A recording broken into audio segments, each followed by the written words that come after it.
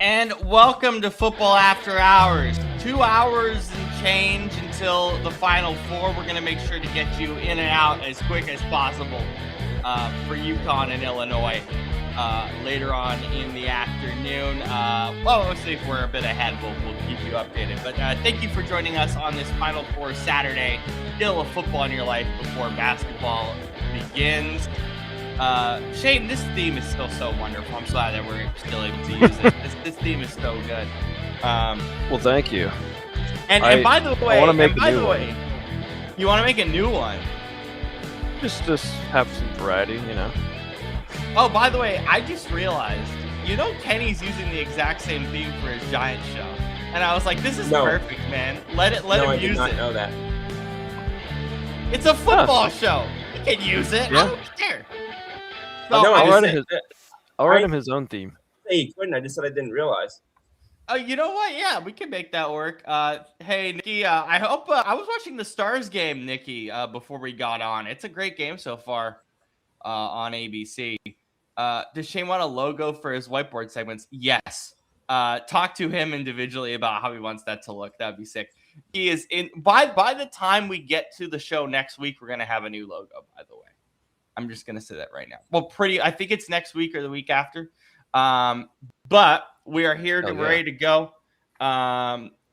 We are presented as always by Lion Coffee Company. As you see, it's right here on my wall. Thank you to Patrick for Dallas is a great team.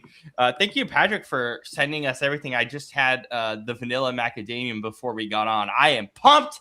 I'm ready to go. I'm filled with energy. So fire. It's so good. And of course, whether you're studying football like we're about to, looking forward to the NFL draft, baseball's opening week, of course, the Final Four coming up. You always need to pick me up to get you through all these crazy Final Four games. Look out for Lion Coffee Company. Get yours, HawaiiCoffeeCompany.com. We absolutely love it. He's been sending us so much great stuff. Go check it out. They always have promo codes there as well. Our official sponsor here for Football After Hours.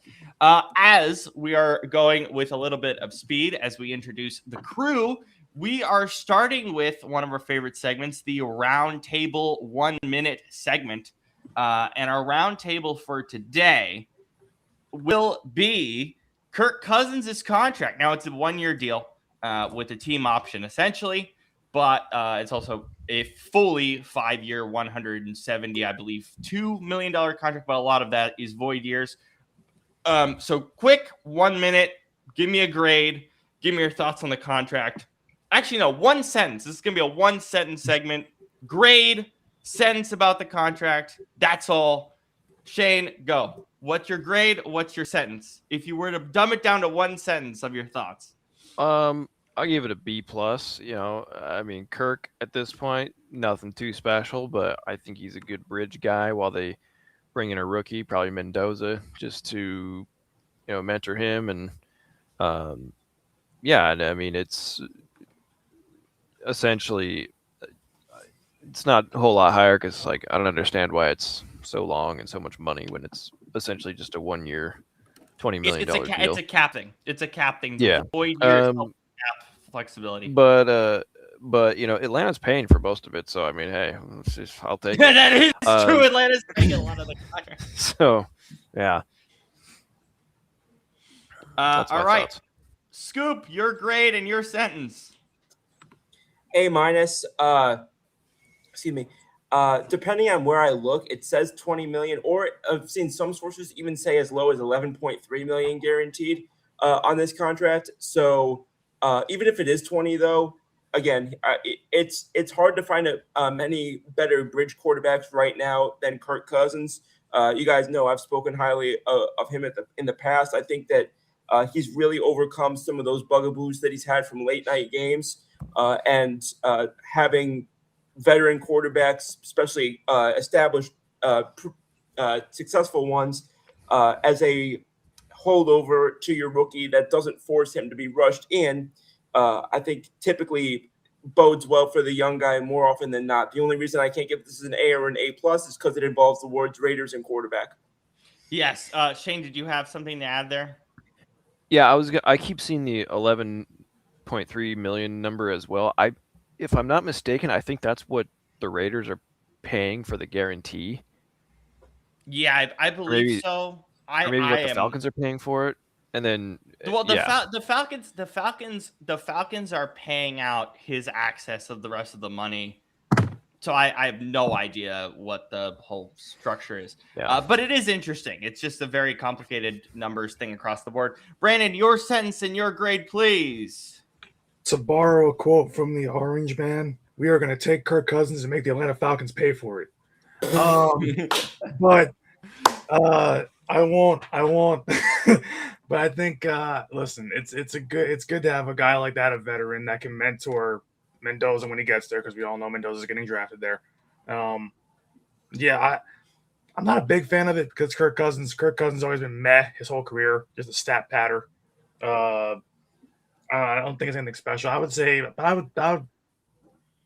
B minus, not great, but as a bridge guy, as a mentor, it works for them, and they need that as they transition into a new era. So it works. I'm going a B plus as well. I'm trying to figure out how many games Kirk Cousins will play. Because here's the thing: if Mendoza has a great camp, they're not going to not start him week 1. This is how this sport works. If you have a good camp and a good preseason, and you're overwhelmingly better than the guy behind you, you're going to play. So that's the thing. But if I was to put an over/under on how many games Kirk Cousins will play for the Raiders, I'm going to put it at 11 games. I think by the time we hit Thanksgiving, Mendoza will have his first start. I imagine Kubiak would rather let him learn, no matter how good his camp is going to be. And Kurt wants to start somewhere, so Kubiak had to have given him some guarantee that or some quote-unquote guarantee, we know how this works, to say, hey, you'll start about 10, 11 games no matter what we do. I imagine that'll be the case unless Kurt just absolutely looks atrocious. That could happen. This offensive line is terrible, but you never know.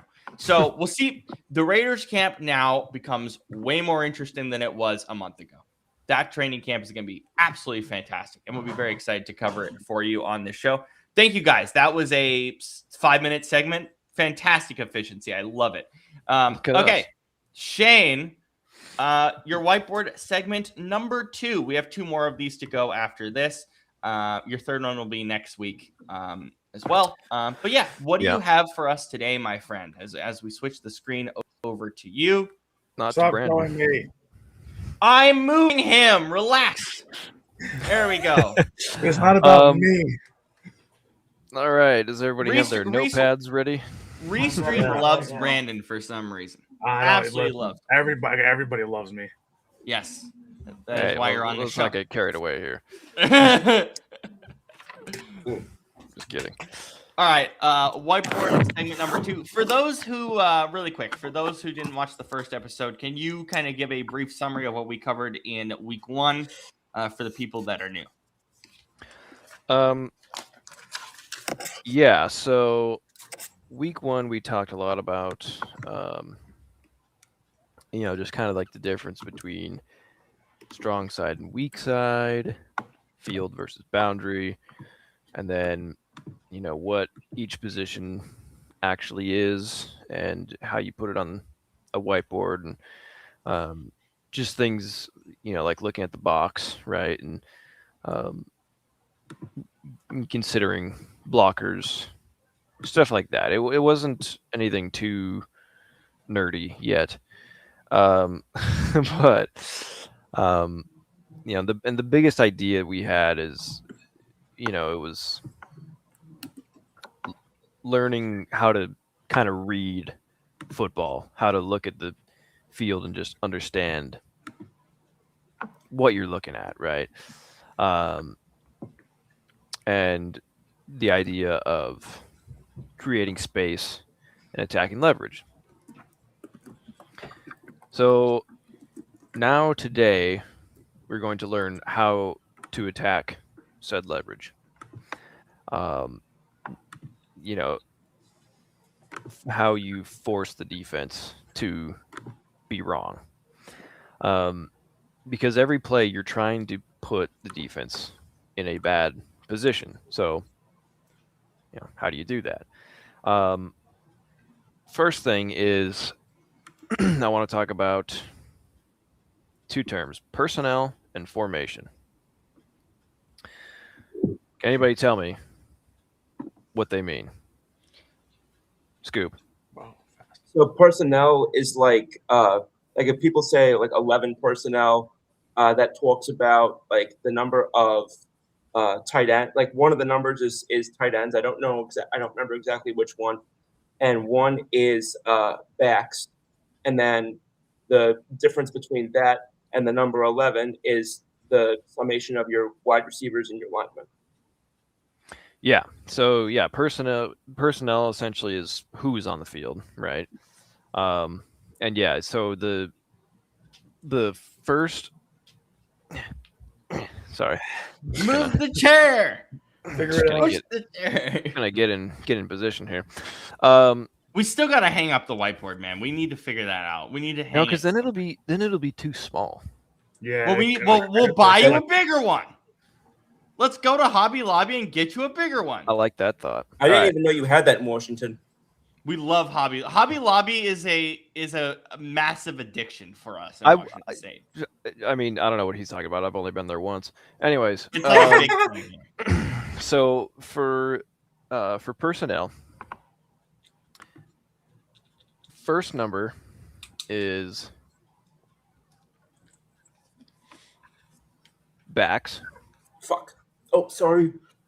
What the hell? Yeah, we're allowed to swear. You're fine. This is technically a late night show. Why did that turn into an F word? What happened? Because Did I your went cat to bite you? she ate here. No, because I went to write and the pen wasn't working and I didn't want to hold anything up. No, it's fine. That So was hilarious. first That was number the best thing Scoop has ever said. That was First great. number is backs. Second number is tight ends. So, for example, if you have 11 personnel, that equals 1 RB and 1 tight end. That's a terrible B. Sorry. And so then, however many receivers you have will always add up to this number. It has to add up to 5 because you have 5 linemen and then a quarterback. So that's 6, and then 11 minus 6 is 5. So in this case, 3 wide receivers.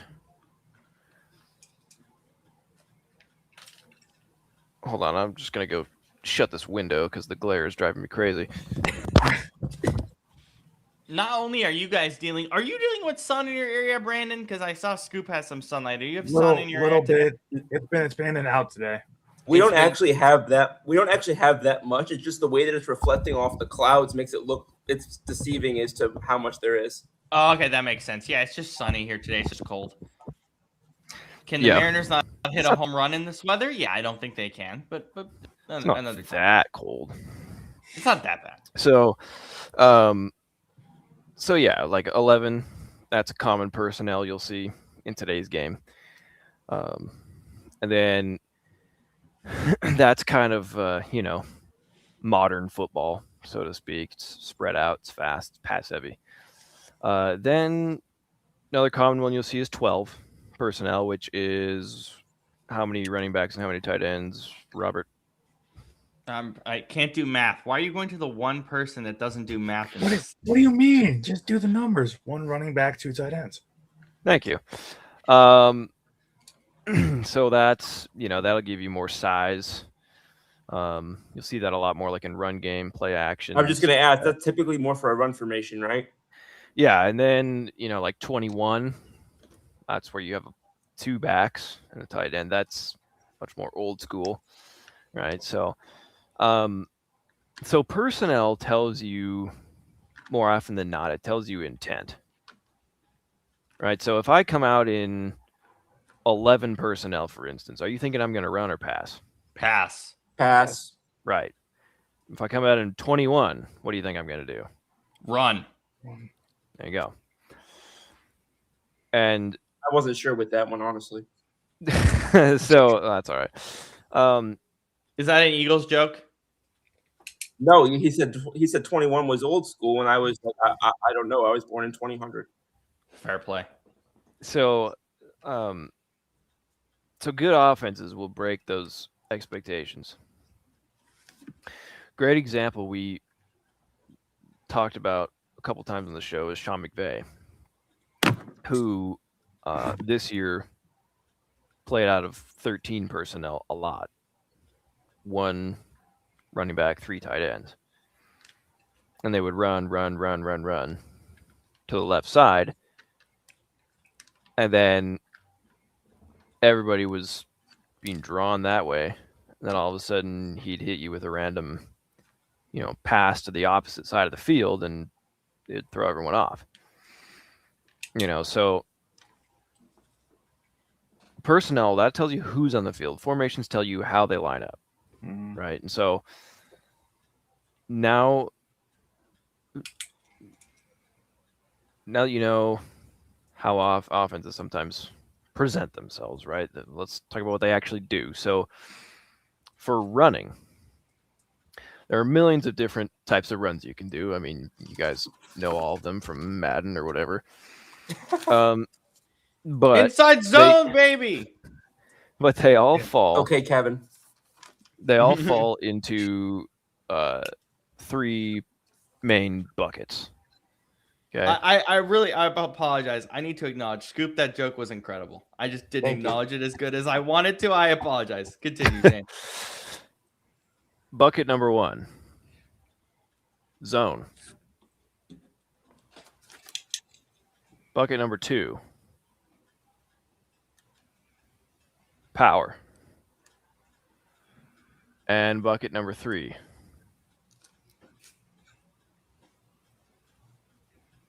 counter. Make that look more like a T. Sorry. So, zone is about finding space. Similar to how on defense, like zone versus man coverage. Zone, you're kind of guarding an area. Zone, the offensive linemen are not guarding a particular person. They're guarding an area.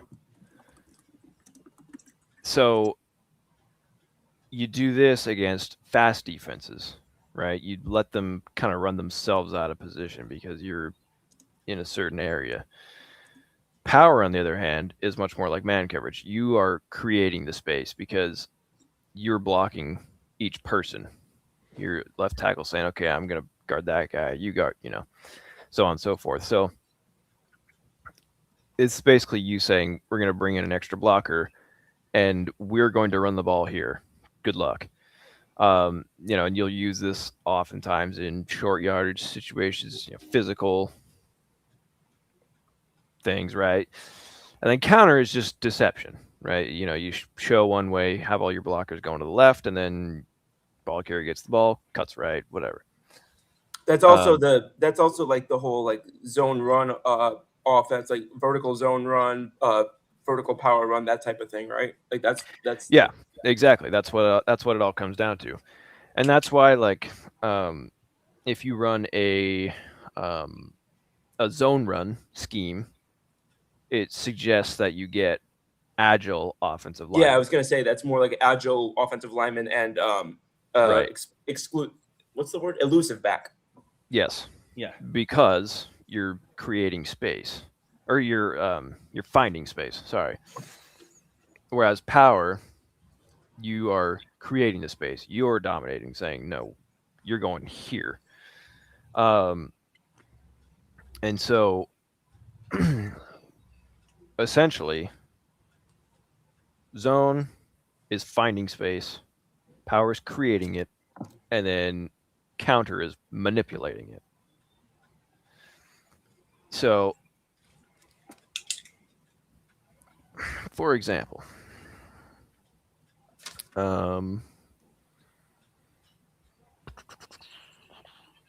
let's just make our little line here. Excuse me. You're excused. You are good. This really has turned into a classroom environment. It's pretty great. I love it. This is the most notes I've taken since the first year of college. I just love that my notes are coming out. I love that my notes are coming out cleanly for the first time. No, same here. My handwriting is like, where did this come from? The thing is, I write smaller notes, and then I'm going to go back and watch these shows again and write bigger notes. I just want to focus, and this is how I did it in school, too. This looks like my offense in Madden already. I'm scared. I'm scared that this is Shane game planning for week 18. Every time Shane does this segment, it's me game planning for Madden. So like, oh my God, that's a 7, not a T. What I'm doing. There we go. There's the ear, nose, and throat specialist. So yep. Yeah. So like, it's hard to write from this angle. This is why we're gonna next week, Shane. We're going to Hobby Lobby, and I'm getting you a bigger whiteboard. Okay, we're doing this. So let's say the offensive line is going to block like this. This is more of a zone look because they're just kind of coming up and saying like, okay, I'm going to guard this area. I'm going to guard, and then we're going to try to make a hole right here. So that would be, say it, everybody. Inside zone. It's an inside zone. Yeah. Now, what would make this like a power run is if our left tackle was going right there. Guard was going right there. This guard was, or better yet, center is going there. Guard here. And then, maybe the left guard is going out to like the mic or something. Now it becomes a power because you are purposefully making a path and taking each person, right? And then occasionally when you have, sorry, I have a question. I had a question. I'm sorry. Yeah. And then occasionally when you have a nose, like let's say an Aaron Donald type, that's what he means when he says like they don't give him one-on-ones. It's like they decide to just say like we're going to put 2 linemen on this guy instead because we think he's a game disruptor that much. Yeah, like a lot of times, like nose here, in today's game, Chris Jones, right? He'll a lot of times get both the left guard and the center on him like that. Yeah. But then that's what allows, like Nick Bolton to make so many plays because he's unaccounted for, right? Right. Yeah. So then if you're doing this, let's say you're, going to the left here and all that, then halfback gets the ball and cuts this way. Now you're a counter. Right. So that's 3 different ways to run essentially the same concept. And as far as passing goes, concepts want to attack different kinds of coverage. So you have basically 4 main types. There's the quick game, right? This is slants, hitches, drags, flats, drags. Yeah. This is best time to do this is when corners are playing off, playing softer coverage. So, let's say, let me move to a different color here just to not confuse us. So, let's say you've got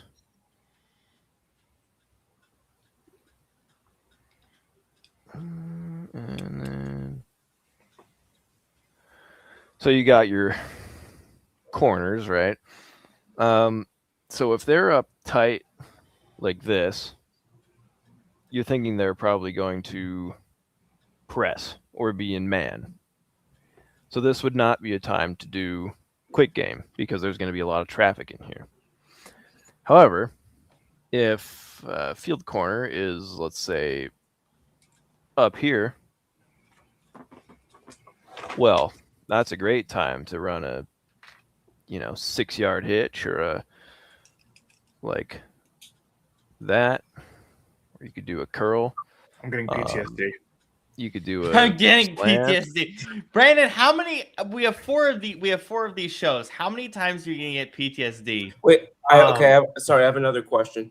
So when I see on like a play art, and it looks very much like that what you just drew right there that looks like a tree branch, where like they have 2 possible directions in which they is that just a judgment call for the runner on that point, like when they get to there on the play? It's a judgment call for the receiver based on the look they get in the coverage. So based on the feet of that field side corner. Can you pull that up, Shane, really quick? Pull up the whiteboard. What that is, at least how I know it from Madden and seeing it in real life, is the receiver will look at the feet of the field side corner and say, okay, if I get leverage and go to the right side, that means he's moving kind of towards the left with his feet. He's attacking me. It's not that is correct, except you're not looking at the feet. You're looking at the hips.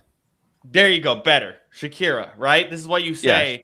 I always say Shakira. Hips don't lie. Oh, wait. I remember that now. Uh-huh. Can you explain that for our audience? Because that's something we've talked about privately, but the whole if you watch it in a game, you'll see a corner sometimes turned in towards the O line when he's lining up against a receiver. It's like the hips are kind of him and his hips are turned. So it's because when DBs are backpedaling, the biggest indicator of their movement is which direction their hips are going, because you kind of have to be like on a swivel almost, right? And so the first thing that's going to go is your hips. So if field corner if he seems to be backpedaling and his hips are facing this way, then he's going to try to come up this way, right? So in that case, that would be a good time to, fake him out, and then maybe like you're gonna go this way, be deceptive, and then do the hitch the other way, right? So sometimes it works, but a lot of times corners are really smart. They pick up on it, right? What about like those, like when you see like those 10-15 yard comeback routes? That's those are great against like cover 4 or some sort of a deep game, because if you're, let's say you're in quarters, for instance, you're going to be all the way up here, right? So if you get quarters is 7 backs, right? No, quarters is when the safeties and the 2 outside corners are playing the deep quarters of the field, defending the deep quarters. So it's not like dime look or nickel look. No. It's although the best way to explain it, Scoop, is that it's purple zone in Madden. Almost everything's purple. Okay. Everything's purple. Yeah. Everything's hook or not hook. Everything's whatever it's called. But it's purple zone. And so this is like a comeback is great in this situation, because you'd be going up this way and he's just going to try to stay on the top. And a lot of times, if you can make it look like you're running your absolute hardest, this is something that DK Metcalf is great at. It's like the one route running thing he's a master at. Where he looks like he's running a go, and then all of a sudden comes right back down, and then gets a first down. So yeah, that's a great time for that. But yeah, when you're when they're deep like this, that's how that's a great time to do quick game. And this is how, like in the later years of the Pete Carroll days, this is how their defense kept getting beat because they were always in cover 3 or 4, and it just left this kind of like intermediate middle of the field wide open. Yeah, it was so annoying. Every week, Because every week I would yeah. talk to Shane and I'd be like, "Oh my god, they're doing it again, again, again." Yeah. It was so annoying. We lost our crap for months, for most of those seasons. Yeah. And so, so that's one thing that we have. So for, quick game, then there's kind of like what I would call short game. Like it's a little longer, but it's kind of, you're not just like trying to throw it instantly, right? And so this is great for against man coverage situations like this, because it's a lot of situations where this is things like crossing routes, for instance, mesh, dagger, right? Where there's a cluster of defenders and you're basically trying to get one of them to lose leverage. For instance, where's blue? Here's blue. So, Blue 42, Blue 42, there you go.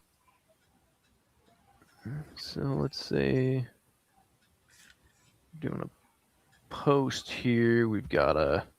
Just gonna quickly say this: the blue marker is my favorite marker.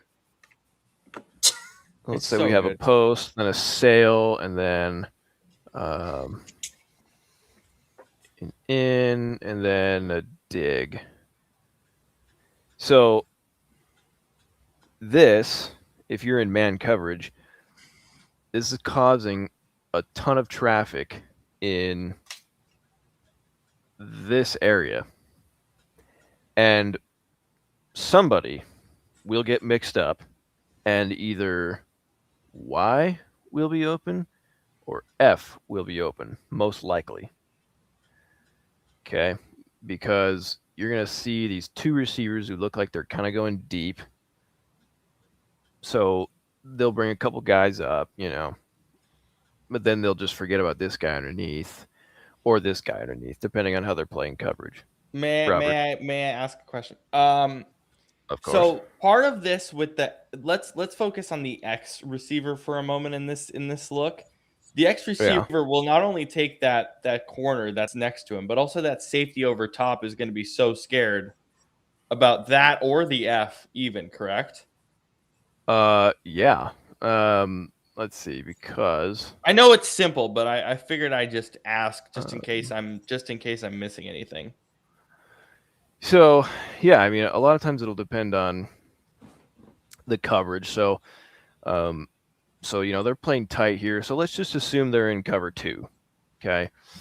Now, so in that case, these guys are going to be kind of playing the deep parts of the field. You're going to have man on, man on, man on. So, usually you're going to have a Mike there. Will probably, probably like here in that situation, right? So basically what's going to happen there is if they're in cover 2, these two guys are going to go with X and F, right? And then that's just going to leave a wide open space right here for a tight end. Whereas if they're in let's say they're in cover 3, I guess. And so let's say he's sitting up here. Then that's when F will be open, because Will in a cover 3 might be here, he might be on this side. They might balance it out, right? And so they'll likely forget about this space right here, because the safeties are going to be too busy seeing this guy come running up that way, and then he just gets kind of lost. So that's the idea of creating space, right? Just based off of who's going which direction, and then leverage. This is great, especially on like 3rd and short, because typically defenses are going to be, they're not going to be in zone looks, and so that's like prime time to throw to a tight end or just a short route. So that's like short-ish. And there's medium. Again, and this is when you start getting into situations like flood. You know how I love flood. Oh, yeah. And so, I've beaten the crap out of all you with that. yes. Yes. Thanks for the reminder. And you know, the reason the reason flood, I need a new wipe. So the reason flood works so well is because you're attacking 3 different levels of the same side of the field, right? So hold on, just get that going. Okay. So what you want to do in medium passing situations is this is when you want to stretch the field vertically. So this is, and what I mean by that is you want to have a good short route, a good medium, and a good deep, right? So flood is a great example here. And hold on. Oh, the board is still too wet. Oh no. I'm not going to be able to write on it. What's up, Carson, How you welcome to doing? the show. Welcome. Thank you for joining us. Yes. Same with you, Nikki, Just- as well. Thank you to everyone who's joining us on all of our platforms today for this classroom session. We I appreciate think I know it. who Carson's rooting for in the game on for the men in the finals.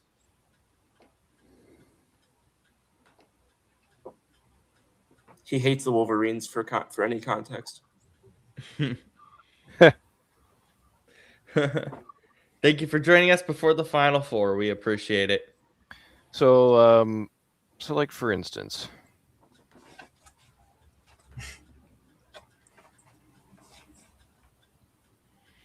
oh wait,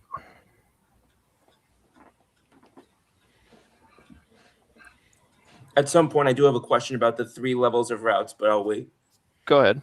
No, this would be a perfect time. Please scoop. Okay, so there's one play I can't for the life of me remember what it's called, but there's one play that kind of like I'm gonna try and do it with my fingers.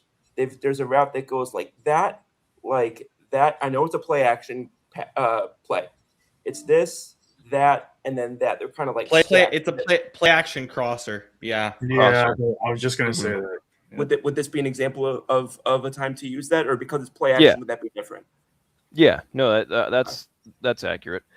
And so the reason you want to do this in zone situations is because, so let's say they come out in a balanced look.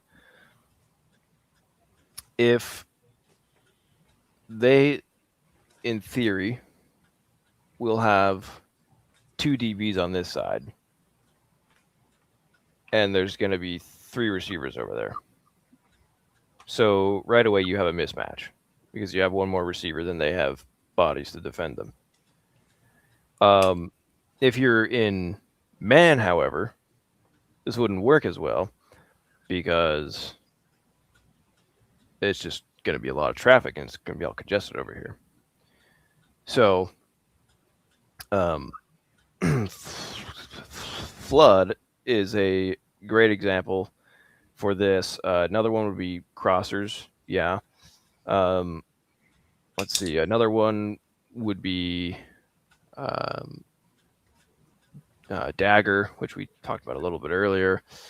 There's a bunch. And so this is, Robert. This also reminds me of Scoop's question and made me go to a separate question that might assist this as well. Play action. When is it valuable to use play action?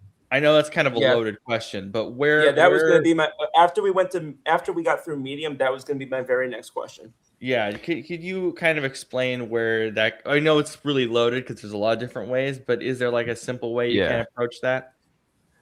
Well, yes, there is. Yay! So, because in Madden, I'm just gonna say because this is why. Because in Madden, every time I run play action, my offensive liner's dumb, and I always get sacked. Yeah, but I know that's not how it works in real life. And in contrast, when I play like independently, when I'm not playing against one of you three, I throw play action so much it's like 50% of my offense. Mm-hmm. Yeah. Yeah. So the best time to use play action is when you have established the run. Right. And what I mean by that, that's the first big example. When you've consistently been getting 4 to 6 yards on inside zone or whatever, the linebackers have to respect it. So that's when you hit them with a play action. Because even if you're not actually running well, if the defense thinks that you will, like that's enough, because that's there's an offensive coordinator that I played for and coached with for a while, who, Robert, you know him. And his whole thing is he was always like, the more you run and show them that you can run, it subtly draws the front seven in towards the box. Because they think that's what you're going to do every time you come to the line of scrimmage. Right. And so then that's when you hit him with play action because, okay, you're handing it off to this guy. It looks like, never mind. He's rolling out to pass. And you're screwed because you have everyone in the box. And right. And everyone's hips are turning towards where they think the running back is going to go. That split second gets a receiver wide open. It's milliseconds of decision making. And that's why it's so important to, on defense, be watching the offensive tackles. Because like the Seahawks did against the Patriots, that's how they won the Super Bowl. Because 9 times out of 10, if the ball snaps and they go backwards, that means it's going to be a pass. If the ball snaps and they go forward, it's going to be a run. The only time where that's not the case is like on a draw play or on a screen. And that's it. Okay, so it's not even the case for like a counter or misdirection? No. They're always going to push forward because it's a run. The running back's going. They're trying to make a running lane. So a lot of times teams will be fooled by play action just because they're so used to, okay, they're in this same formation, this is their tendency, and then it's just like, okay, ball snap, okay,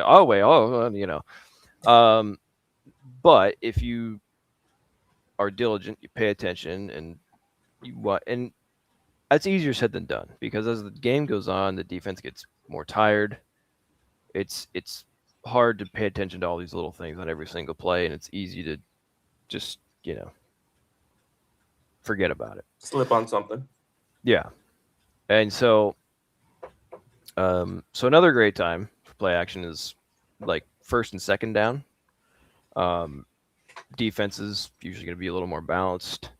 Yeah. On third and long, nobody cares about the run fake. So that's why you'll see play action a lot like on first and 10 when it's like you could run literally anything and it would work, In theory. Right. Or you see it on the shot plays too on second and short sometimes too. Yeah, that's another one because that's another classic running situation. Thank you, Trevor. Another Thanks one for joining us. How you doing, Trev? Another great time is against aggressive linebackers because some defenses are still taught to trigger downhill hard, especially Aggressive mean like they bite the run early? yeah, like they just the second the play goes off, they're like blitzing or whatever. Yeah. Immediately crashing down towards the offensive line. They think it's a That's run. what I thought, but I just wanted to be clear on that. No, and that's a great question, Scoop, because clarity is most important when we're talking about we're talking about milliseconds of decision making. Right, because Rob, you and I talked about crashing at about 1 a.m. the other night. Well, that's the thing that I was telling Scoop during Madden, but this is more important in real life, Shane, and you can explain this more. Football is milliseconds of decision making. One wrong move and you're screwed. Yeah. Yeah, or even not even a wrong move, like a hesitation even. Yes. Yeah. One small hesitation is the difference between you winning one down and losing one down. Mm-hmm. Yeah, and so that's basically that's when I would say. But yeah, and so then for deep passing, this is typically like cover 2 or even cover 0. When if corners are in press, so if they're up close to your receivers, that's the time you want to do it. So it's basically like 2 high looks. That's when you're going to want to do that because you can stress the safeties, and when you've got if you got 3, 4, 5 guys going deep, 2 safeties can't cover all of them. So that would be the best thing. All right. And that leads into some like quarterback decision making where it's like, okay, if I'm sitting there saying, okay, if they do this, then we're going to do this, right? So if, say, they have a light box, okay, I'm going to run it. Because let's say they have 5 guys in the box. I've got 6 guys in the box to block. There we go. Mismatch. Because scoring touchdowns, this is important. Yes, or just moving the ball in general. Obviously, it's about space, leverage, all that. But none of that matters. None of that works if you can't block. Without that, everything goes to crap. There's a fantastic clip of Alvin Kamara one time getting a ball, and he runs behind a blocker for probably, 10, 15 yards, just waiting for the guy to block his guy in front of him. Now, Kamara could have sped ahead of him and tried to juke the guy, but there's no guarantee he would have. So because he was patient and just went behind the blocker, he ended up getting a lot more yards because of it. And so that's a great example, right, of why blocking matters. Well, that's what Le'Veon Bell did for years behind the Steelers O-line. Yeah, no, exactly. Patience. And that's what Marshawn Lynch was great at that too. I mean, he's known for running through people, but he also was, he was a very smart runner too. So, so quarterback, he'll get up there, light box, okay, I'm going to run it. If the corners are off, they're playing a little deep, I'm going to go to quick game. If there's 2 high safeties, all right, I'll, take something underneath. If there's 1 safety way back there, corners are playing a little tight, I'll take a shot deep. You just got to take what the defense gives you. Go where they ain't, basically. Yeah. And so,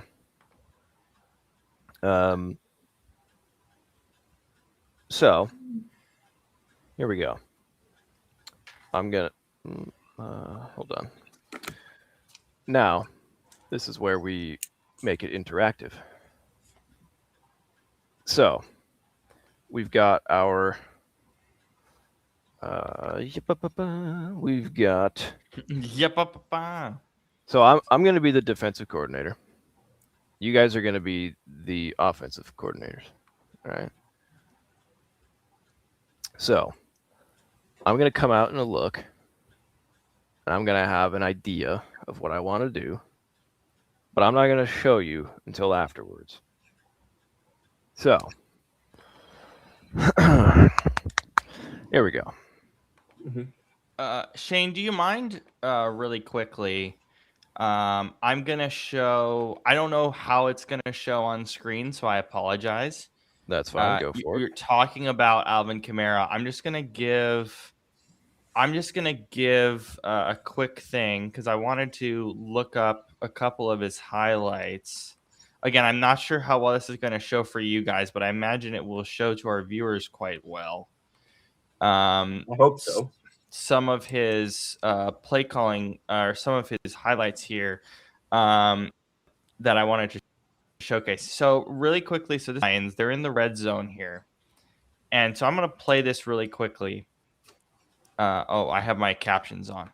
I apologize. So let me quickly go back to this. So see, they're at here about the 15-yard line. I'm gonna pause it right when he makes a decision. So Drew Brees is still Drew Brees. He hikes the ball right here. Right here, he sees the blocker in front, which I believe is 71, then 67 right here. He knows that the right here, but he's waiting. He's hesitating just a little. If you can see that. In his early years, that was his biggest weakness, is he would hesitate because he was trying to see where the hole was, and then he would just get stuffed. But now, his hesitation is his greatest strength because he hesitates knowing where the hole is going to be, and he's just waiting for it to open. He's waiting for the guy to get there so that he can go, and it's a simple thing, but it's like, it's the difference between him averaging, 3 yards of play and being a Super Bowl MVP. So anyways, thank you for letting me show that really quick, just as like not the best example, but a light example of what you're talking about with Kamara. So thank you for that, Shane. Yeah, of course. No, I appreciate you bringing it up because he's a great example of all that. All right. Here's what we got. Who would like to go first? Let's say you're 1st and 10. What kind of a concept would you want to run here? I'm running crossers because I'm running what you showcased earlier in the segment, because I can take away the free safety here, and I have a drag. Let's say I have a drag underneath here, and in like an in. Or no, would it be an in? Yeah, an in. Basically taking the will and the mic to make decisions, and then I'm going to find somebody wide open. Am I correct? Okay. You wouldn't want to run either? No, I'm scared. That was good. That was going to be what I was going to say. I'm a little bit nervous to run because the will and the mic are going to crash, especially if I'm running here towards the left side. I'm a little bit concerned about them crashing. Couldn't you motion the H out to the other side? I could definitely consider doing that. Yes. To the open side. That's what I was thinking, was motioning the H out to the other side. Yeah, that's what I was thinking. Because you got a lot of open space that way. Everybody's to the left. By the way, if we've talked about it before, so if the H is on the same side as the Y, it's closed. If he's on the other side, it's open. Just an important tidbit there, because if your formation is, let's say this would be gun doubles right, because the tight end is on the right side, open. There you go. Yeah, that's. Anyways, so where's red? Here's red. So crossers, we're gonna be. Excuse me. Again, I'm happy to be wrong. This is the idea of this. No, you are good. As soon as I saw 6 in the box, I wanted to ask about a run. This comes from me playing Madden. This is something that I was telling Scoop is Something like that. Right. But this is what I was telling Scoop when we were playing Madden is a lot of the times what I'm doing when I'm playing Madden is I'm watching the mic always, but I'm also watching who are you usering and what decisions are you making when you're usering. So, for example, in this section, Scoop would user the will here, and I would watch how he's moving. Is he crashing or is he pulling back? And pulling back, if I that's what I was telling Scoop is, and he improved on this a lot in the games since we played. Where I was telling him, like, dude, what he's doing is you're on the will linebacker in this set, and you're stepping back 2 steps instead of crashing. Those 2 steps are the reason I'm gaining 5-6 yards instead of me losing 1. Yeah, literally just an accidental movement of my finger, which is why I don't even keep my finger on that button anymore. Actually, I'm gonna do something a little different here. I'm gonna put these concepts look right there. Madden is not a great showcase of football, but it does help. Because in Madden you can run a bunch of different things to beat it, because the game will just give you it. Yeah, the game will just give you stuff. There's a lot of scripting, but in real life it's very different. But the rules still apply as long as you know the rules. This is implying the offensive line does their jobs, which we know in Madden is more rare than a unicorn with 3 hairs. Exactly. So based off this look, judging by the corners and the safeties, what coverage do you think they will be in here? Man or zone?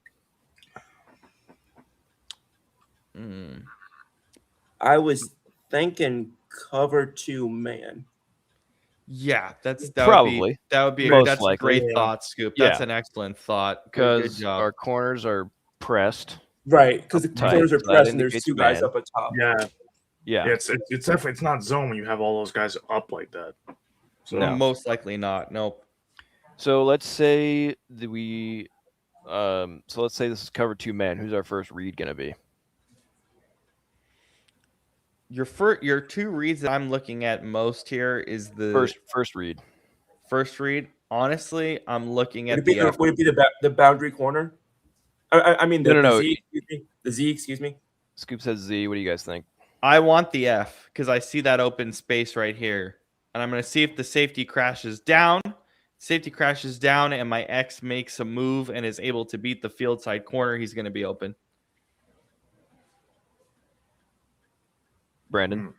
See, I'm thinking about Madden. And Madden, I don't trust anything. Yeah, you and me both. Wait, no, we're not talking about Madden. We're talking about real life here. What is NBA mean again? It's like for me, you know, I like to attack with my tight end, but at the same time, the tight end's has basically 4 guys in that area, so I wouldn't even look at the tight end. Can I say something? The F here? looks like he'd end up being double teamed. Can I say something here, Shane? Can I add something? Go ahead, Robert. So you and I have had extended conversations, and I think this is a great example. So I want you to talk about this because I love this conversation.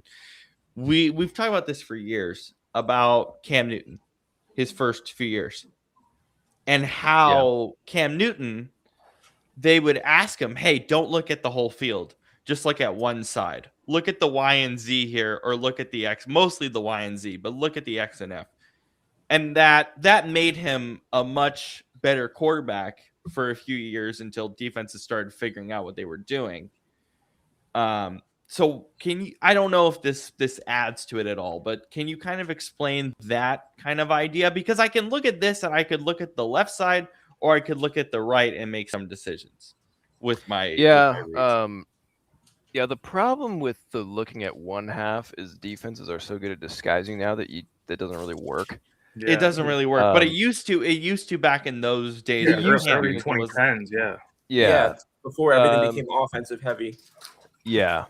So basically, it was just, don't worry about any of these guys. We're just going to look over here, for instance, right? And so we just got to worry about 1, 2, 3 guys. And then basically, like, you just try to figure out, like, okay, which one looks like they're going to be open. And then go from there, which at the pro level is so dumb because it only worked for a couple of years and then it was dead. Yeah, I mean Cam Newton, obviously a very talented player, but dude's dumber than rocks. Why do you think the Broncos offense gets in trouble? Because Sean Payton cuts off half the field every other damn play. True, he does with Bo a little bit. Somewhat. Bo's getting better at though, because his knowledge has improved tremendously. Yeah. Anyway, So please continue, Shane. I wanted to ask that though. Yeah, so cover 2, if they're in cover 2 man, first read is going to be F, second read is going to be Y. Because if F can get inside leverage on the nickel, free safety is going to be a little too deep. And then Rover is most likely going to go this way with Right. Y. However, if he sees F coming over, he's going to lean more that way, and then that'll make a little space for Y. Now, let's say they're in cover 3, where field is here, free is here, boundary is here, and Rover is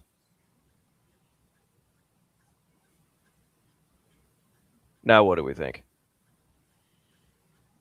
Honestly, I want a halfback in a flat in this situation. If the halfback is moving somewhere, If they're playing, That that is a far good back, thought.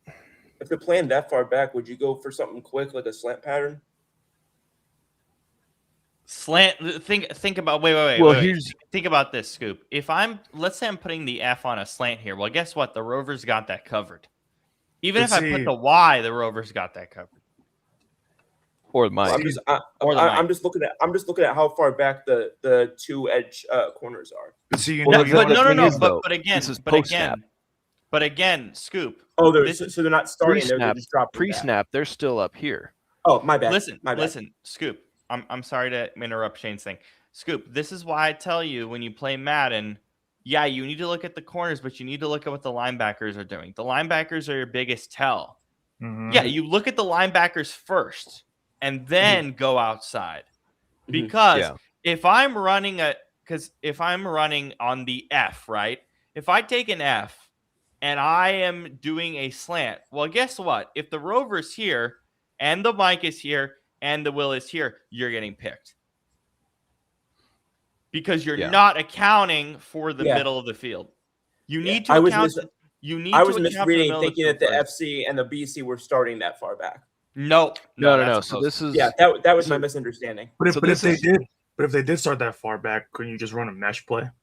Right. So if they, and this is the key. So many defenses disguise what they do now. So they they're getting up tight like this, you're thinking that's probably going to be, cover 2, maybe cover 4, right?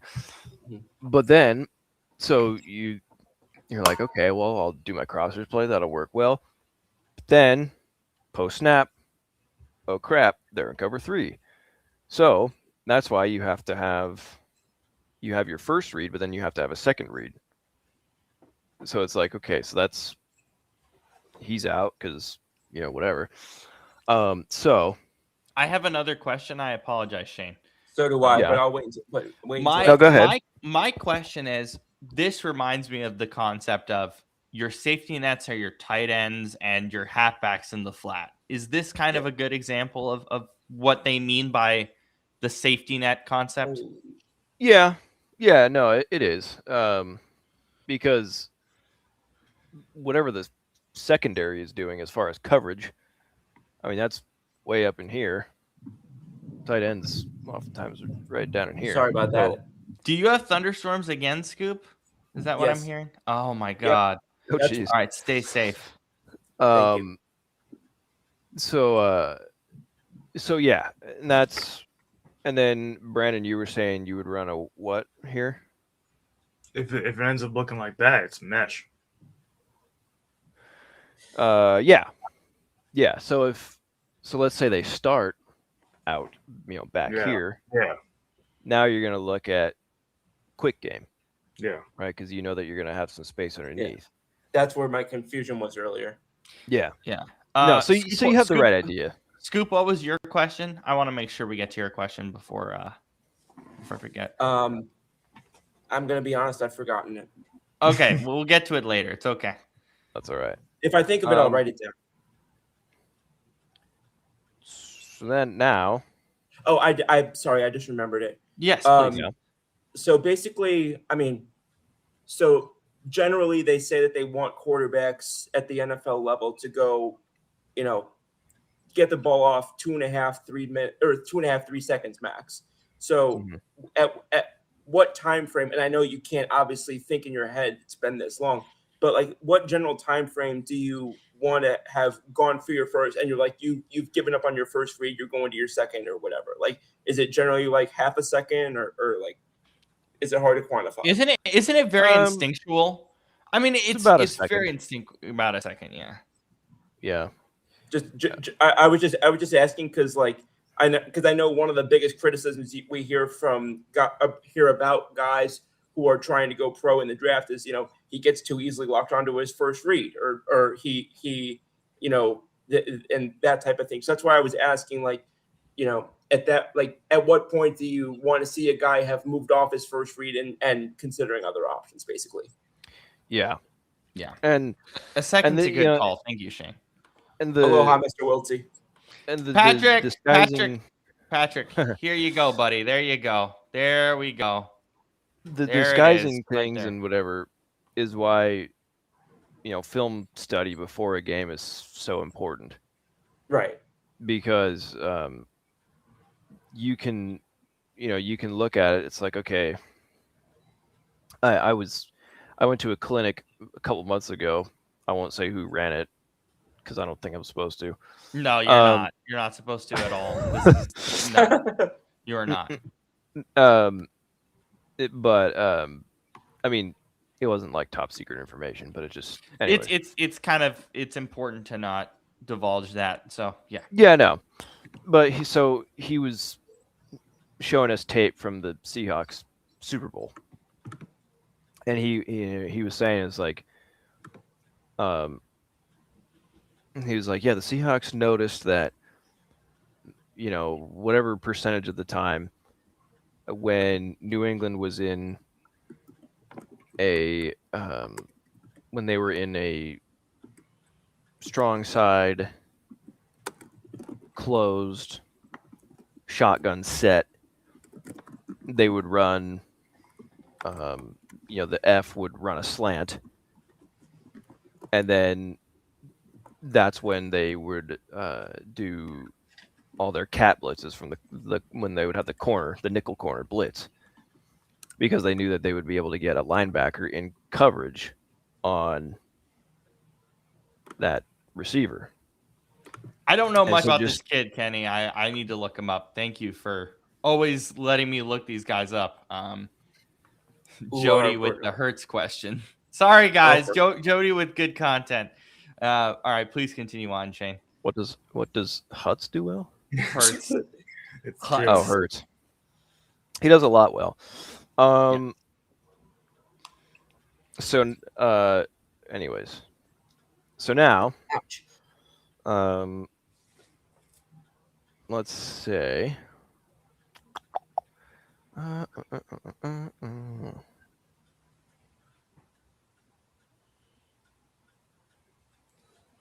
sorry, I just gotta fix this.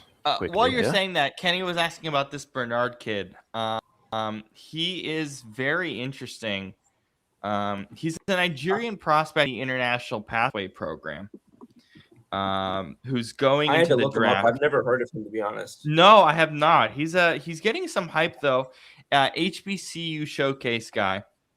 A defensive tackle. He says he's just a day 3 projection. Excuse me. Yeah, 6'5", 310, 6% body fat. Very much like a Victor Wembanyama type. Kind of guy. Oh wow, he got a 10.0 perfect RAS. That's amazing. He's got a 10-10 vert. Very interesting for a day 3 guy. Yeah, I am looking him up right now. Very interesting for a day 3 prospect. I imagine he'll be a late day 2 if the hype continues. But thank you for mentioning that, Kenny. Shane, please. Yeah, continue. thank you, Kenny. So in this situation, where would you guys want to put quarterback, running back, and slot receiver? Or F. It could be a fullback, could be a second tight end, whatever you want. And what play would you want to run?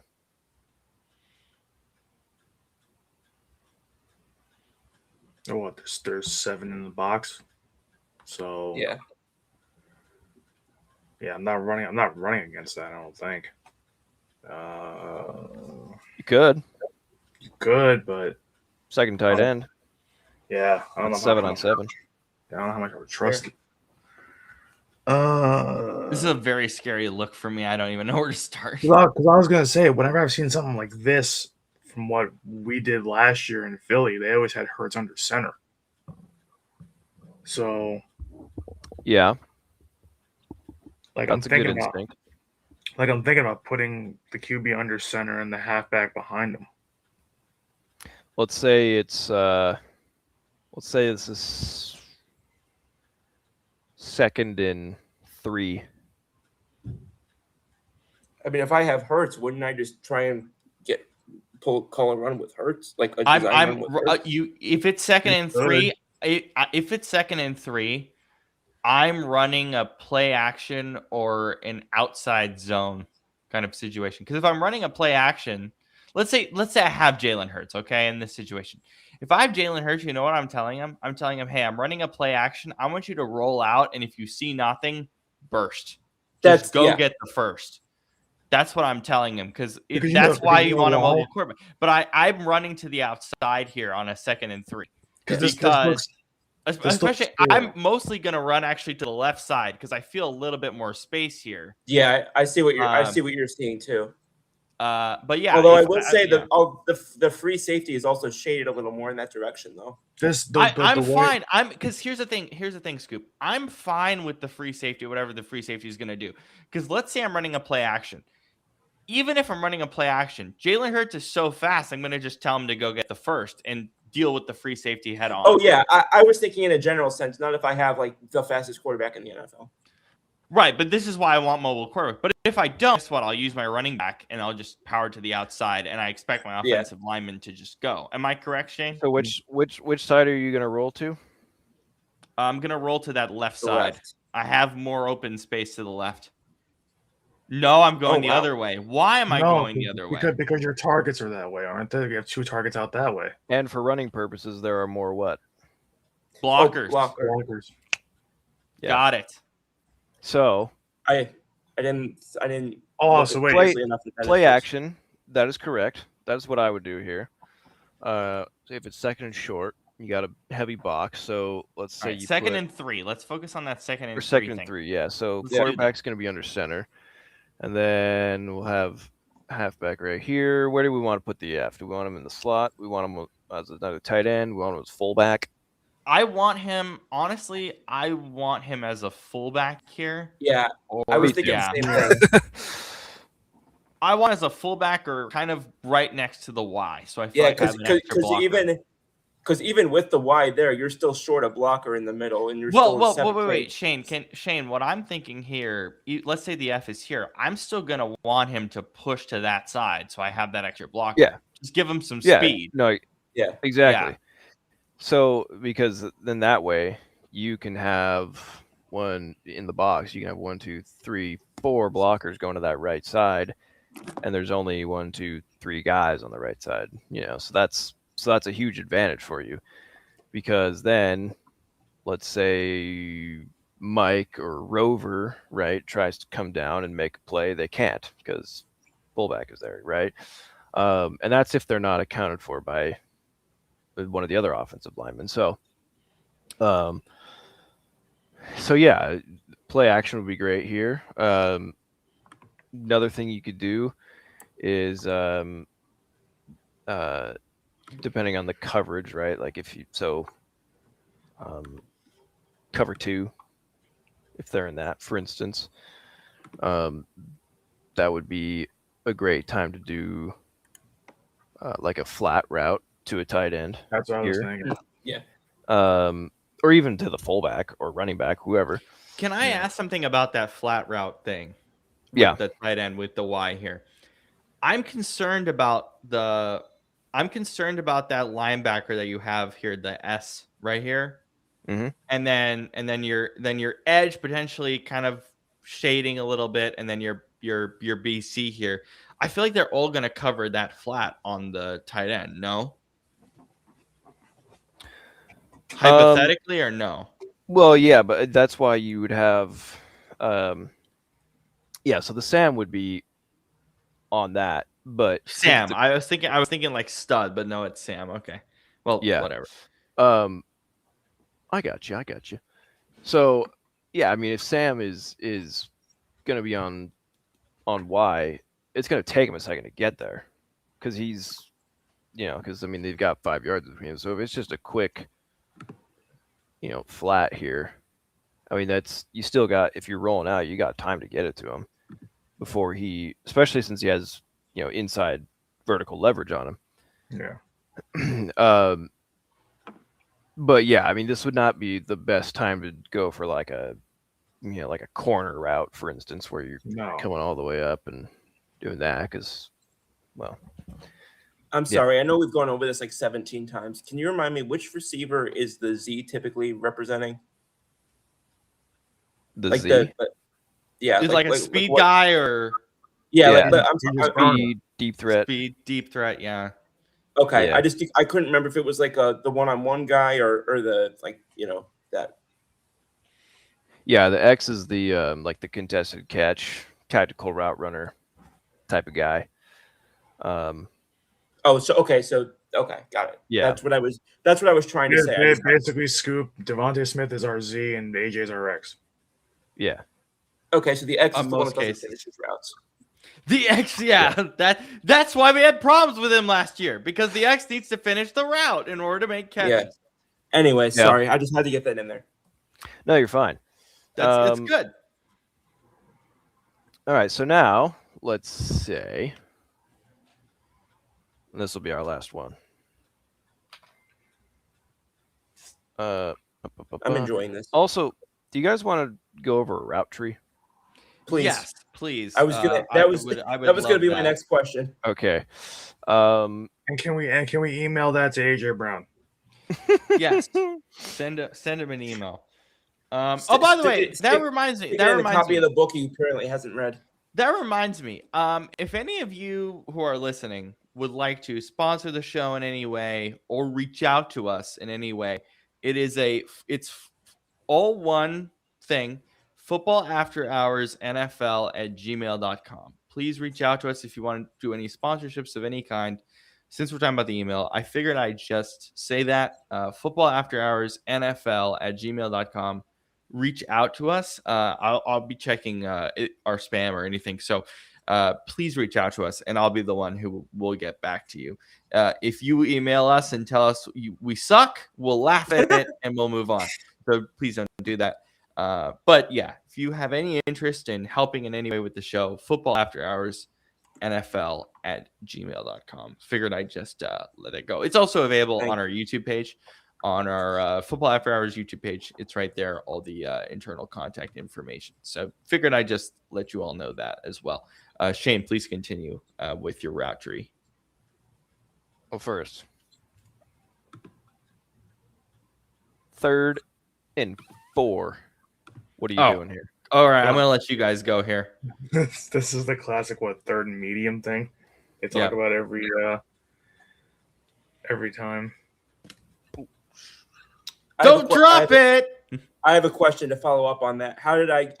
What did I do to get the last 6 yards on downs 1 and 2?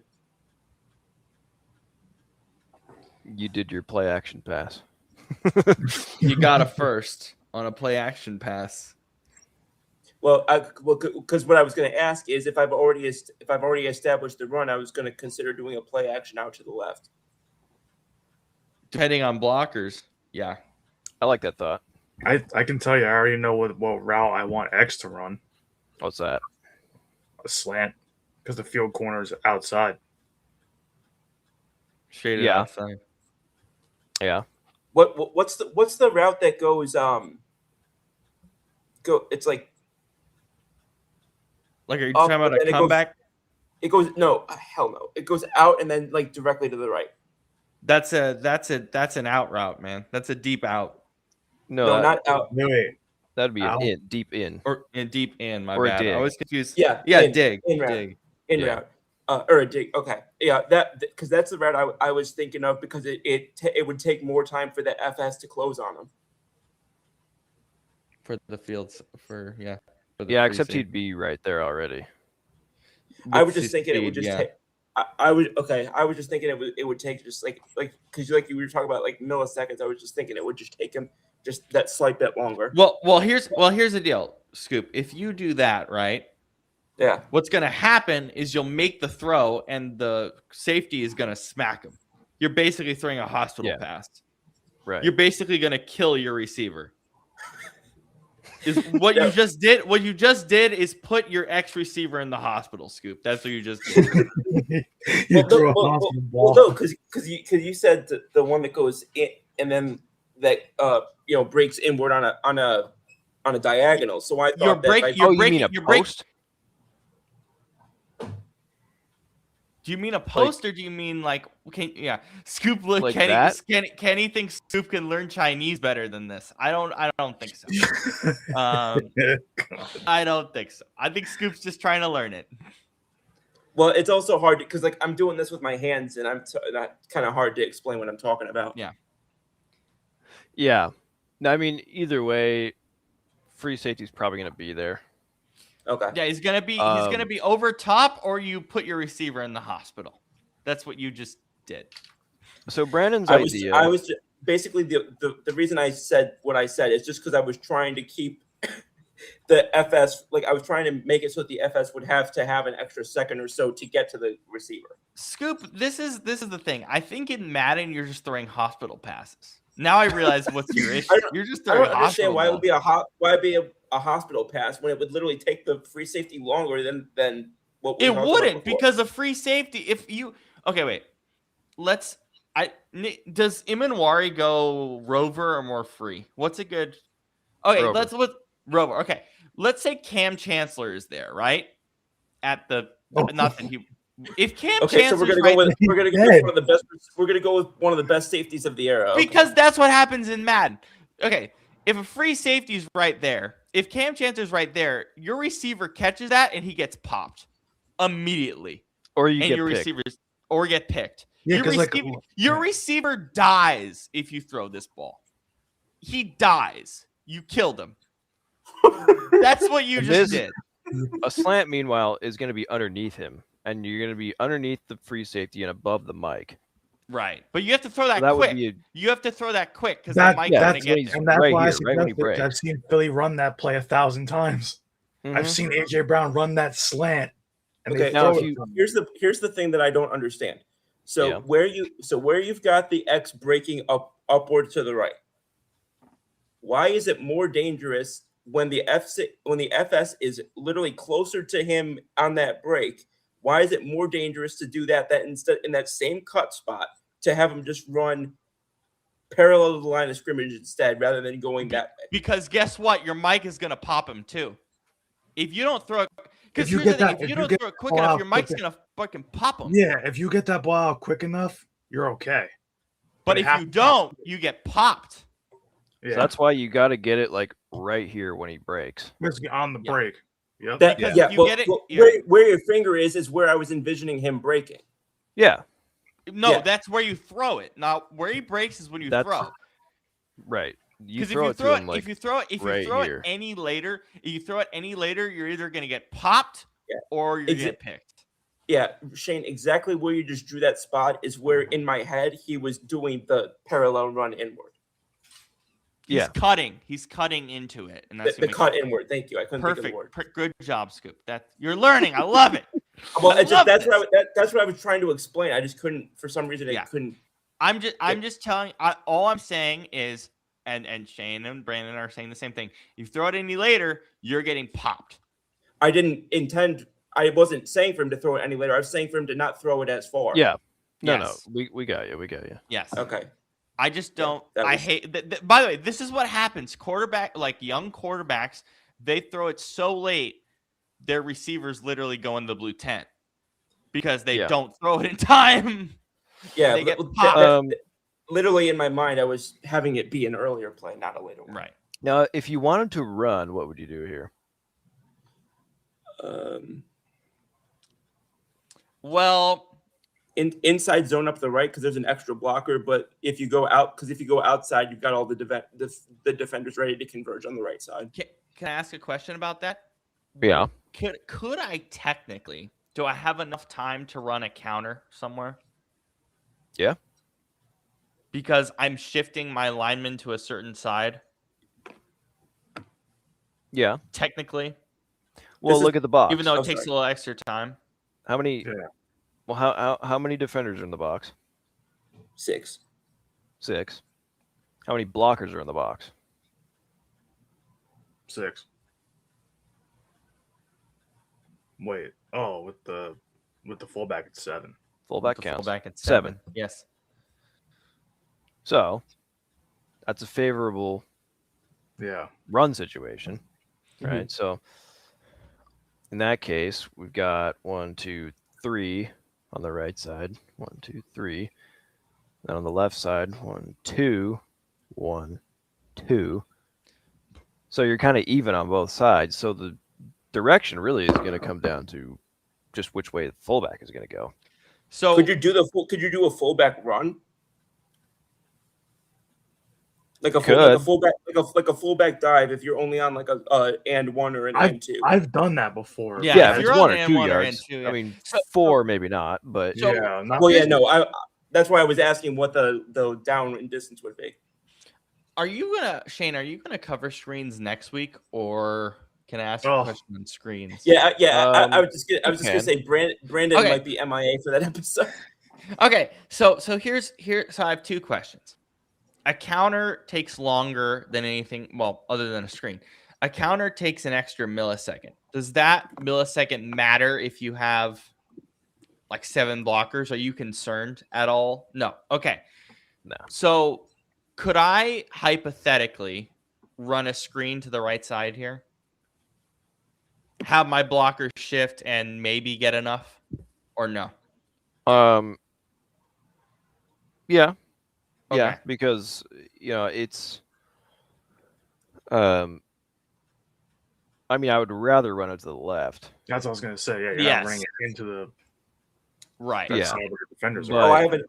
Sorry. Yeah, Scoop. That's So fine. I can't for the life of me remember what the play design is. I can see it in my head. I just can't remember the name of it. But would this be an opportune time for the quarterback to for the halfback to go? It's the play where he breaks out to the left and then cuts inward right in front of the offensive line and have have the quarterback throw to the halfback as he cuts inward. Texas route. Even if you said it, I probably couldn't think of it. I know it's that is a Texas. Can you show an example of a Texas? Yeah, it's just an angle route. It's called the angle. Texas. Yeah, that's exactly what I was saying. Yeah. You could, but I'm worried about the mic right there, correct? Because isn't the mic in a shade there? It depends what you do with the Y or the Z, because if you're playing them over the middle, then you would be over there. But if the M's dropping back to where you've got him there, then wouldn't you have, if you throw it, if you time the throw correctly, at least, wouldn't you have that step or two to have enough window to get the ball to him because the M dropped back? That's the thing. Like if you hit him like right here. Yeah, that's what I meant. Yeah. But Scoop, you have to think about this, right? Think about logically how many yards you're going to gain in that situation. Mm-hmm. I'm going to gain probably 3 or 4 because the mic is going to be right there to make the tackle. So I have to. That's the thing is I'm trying to envision how much room there is in these windows because it's kind of hard to. Yes, that's the exact right thought. Correct, Shane? You got to envision how much time, how many yards you're going to get. Exactly right. I mean, that's what I'm trying to do. Is I'm trying to put like yardage lines in my head on these like graphics. Yeah. If it's 3rd and 4.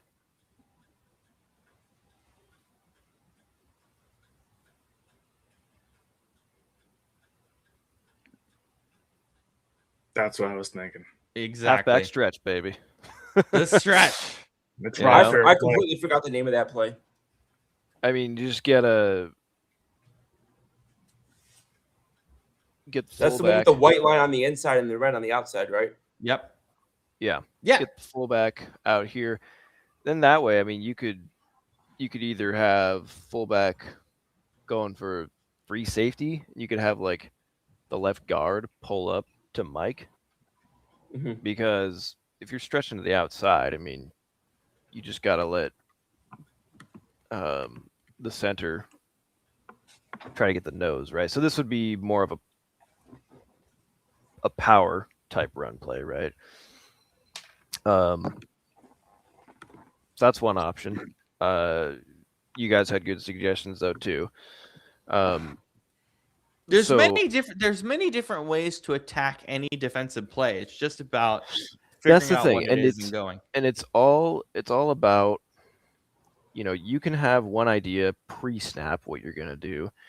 Yeah. And that's why you have multiple different routes, because it's like, okay, looks like they're going to be in cover 2, so I'll go to this guy. Oh, no, they're in cover 3, so instead I'll just do this. And you pivot. Yeah. Right? And that's why I'm asking a lot of questions about like how far defenders are dropping back or the down and distance or the yardage or whatever. Yeah. No, all good. All good. I'm happy to answer. Robert, do we have time to go over a route tree or? Yes, please. Take your time and do it. Take your time and do it. We have about. I'm gonna bump it up to about 6:30. So unless you don't think we have enough time for that, if you think you want to do it to start next week, then do it. Doesn't matter to me. I was gonna say, can we cover the route tree plus the movie in 25 minutes? Probably not. So how? I thought it was an hour and 25. Whoops. No, I was thinking 25 minutes. Can you do that to start next week's episode? Yeah. Okay. Because I don't think next week. Next week won't be as in depth, anyways, because it's more or less just how the defense reacts to. Okay, I think, and that would be a good time to do route tree. Okay. Yeah. Final Four is just about to start on TBS. They're still doing introductions, so we're gonna have enough time to do this. Our movie is Extraction. Plus, there's not to cut you off, but there are technically 3 different route trees. So. Oh yeah, so it would take way too long. And each one has, 9 routes. So. Yeah. Do you? Yeah. How about this, Shane? How about I give you 5 instead of 4? Because I would love you to do like a complete breakdown of all the route trees really in depth. So how about I give you 5 whiteboard instead of 4? I mean, that won't take too long. Okay, fine. Just But, let me know if yeah. you need an extra week or two because I can always add it to our schedule. Okay. So, Appreciate it. Scoop, my question to you is where are you? I know that you texted me because I know that you have family over and stuff. Yeah. What timing point are you at in the movie? Like, what's your timing point here? There's no way it's past 20 minutes. Okay, so Scoop, I'm gonna have you Yeah. head out because I want to give you time next week because next week we're getting together and we're doing the Who Killed Captain Alex anyway. So we're gonna do that separately, and we're doing that next week. So you're gonna have time on Saturday of next week to talk about Extraction 2. You're gonna have plenty of time. That sounds great. You're gonna have plenty of time. So Scoop, I'm gonna bid you adieu. Enjoy the game. You will Thank have you. plenty of time next week. You will have the floor next week. So I don't look worry forward about to it. I will. Don't watch plus- this segment back.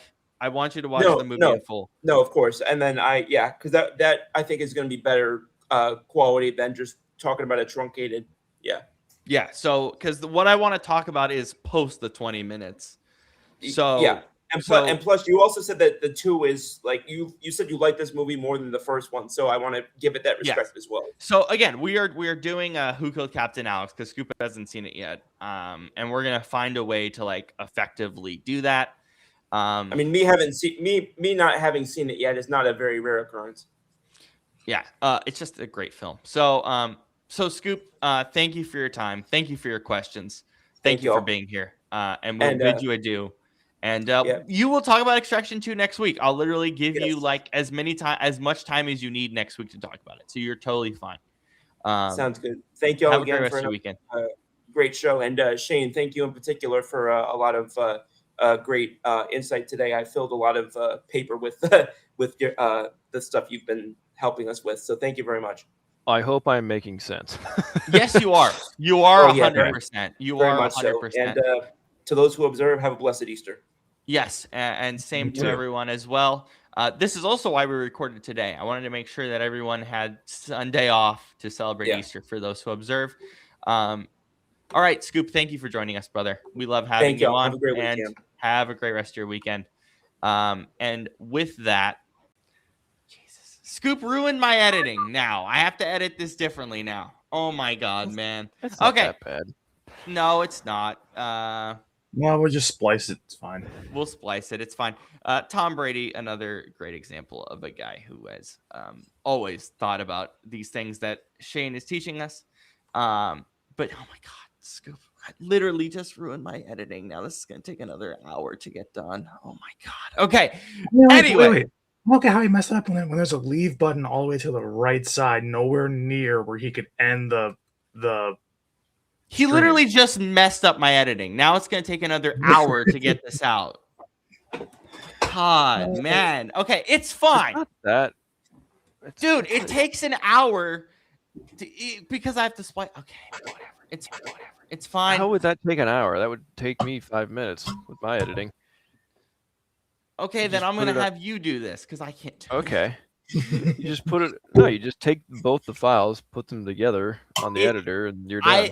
Listen, I have an editor that when I do that, it takes the audio out completely. Oh, that's why. That's why. It's really weird. Okay, well, I'll just do it then. Yeah, I'll have you do it.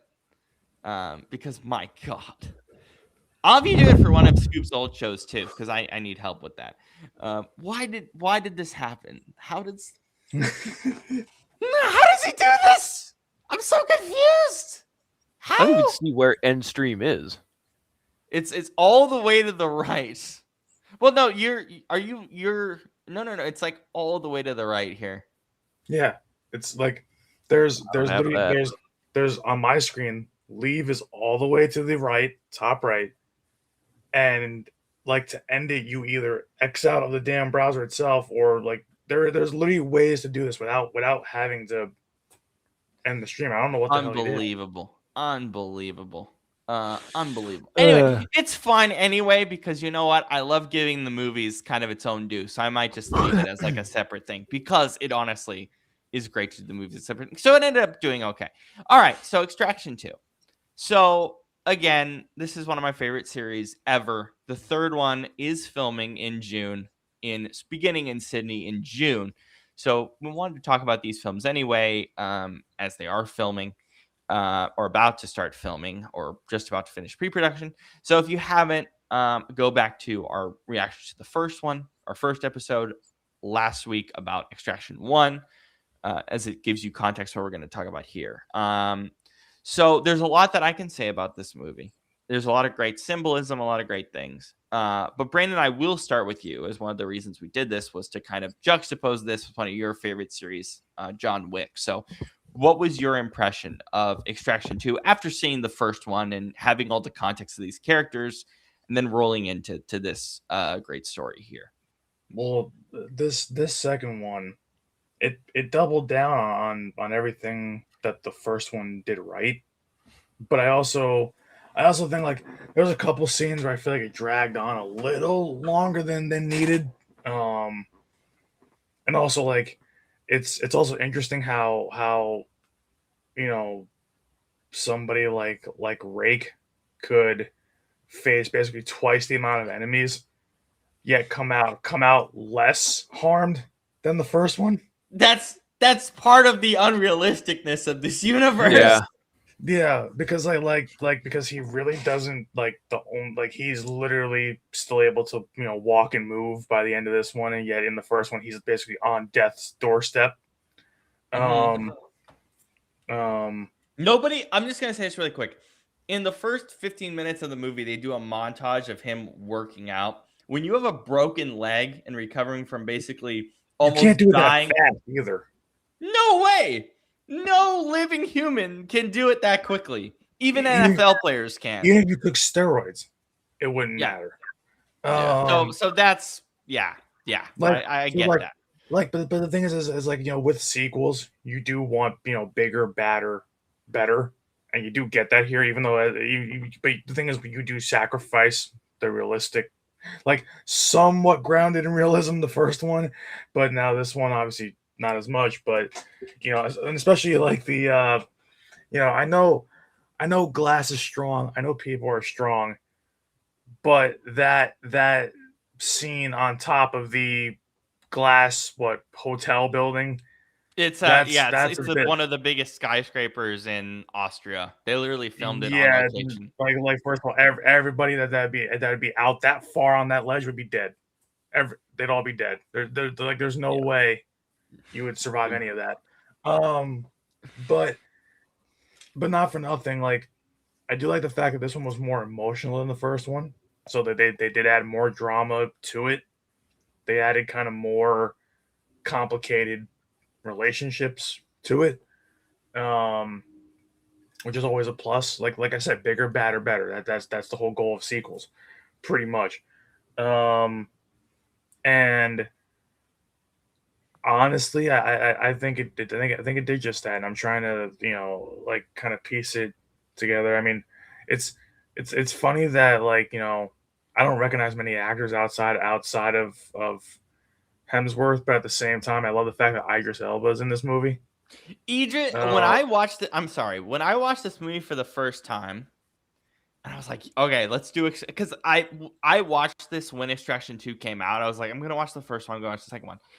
I opened this movie 5 minutes and I'm like, what is Idris Elba doing here? Why is he here? It's funny because it's only just his only purpose is just to set up for the third one. That's pretty much it. But I was like, what is he doing here? I was like, yes, he's here.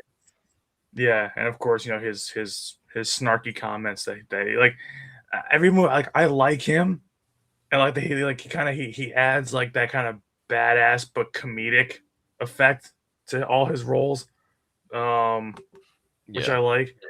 But it's like, but the second I saw him on screen, I'm like, I know exactly what he's going to say, because I know the kind of characters he plays. So I'm like, yeah, I know what's happening here. There's no better image in filmmaking. One of the greatest imageries in filmmaking is Idris Elba drinking any beer. Him chugging a Stella Artois is just pure Idris Elba. Just chugging a Stella. Like that's just so good. Anyway, But it's continue. it's like it's like what is it? It's like John Bernthal with his with his lines about asking people questions. Let me ask you something. Yeah, Punisher. Where it's like yeah. But it's like like all movies he always comes up on somebody like let me ask you something like something like that. Yeah. But so it's the same thing with Elba with drinking in movies. Drinking hardcore beer, by the way. Stella ain't a cheap ass beer, man. It can be cheap, but it doesn't taste cheap. It's like so it's like like this movie does a lot of things better, more comedy, more emotion, more action. Like so it does everything in excess. It's just that for me, like it almost like the action sequences by the end of it become almost too Fast and Furious ish. Where I'm like, all right, this is getting to be too much. Like I get the first one, and I got like the first half of this one. And like once we got towards the second half and towards the big finale, I'm like, all right, this is ridiculous. Like I'm like. Like I mean, action movies are supposed to be, and I get that, but I was like, damn, like, I don't know, man. Like, I get it, but I'm like, what is this? Bucky Barnes? Is this a super soldier? What is this? Yeah. Killing someone with gym equipment is awesome. It's the funniest thing. It's the greatest thing ever, dude. It's like when John Wick kills a guy with a pencil. But that's why like I know it's unrealistic and like that's my little like pet peeve about it, but at the same time I'm like I still love it because it's fun on the eyes. I'm like I love seeing how stupid this is.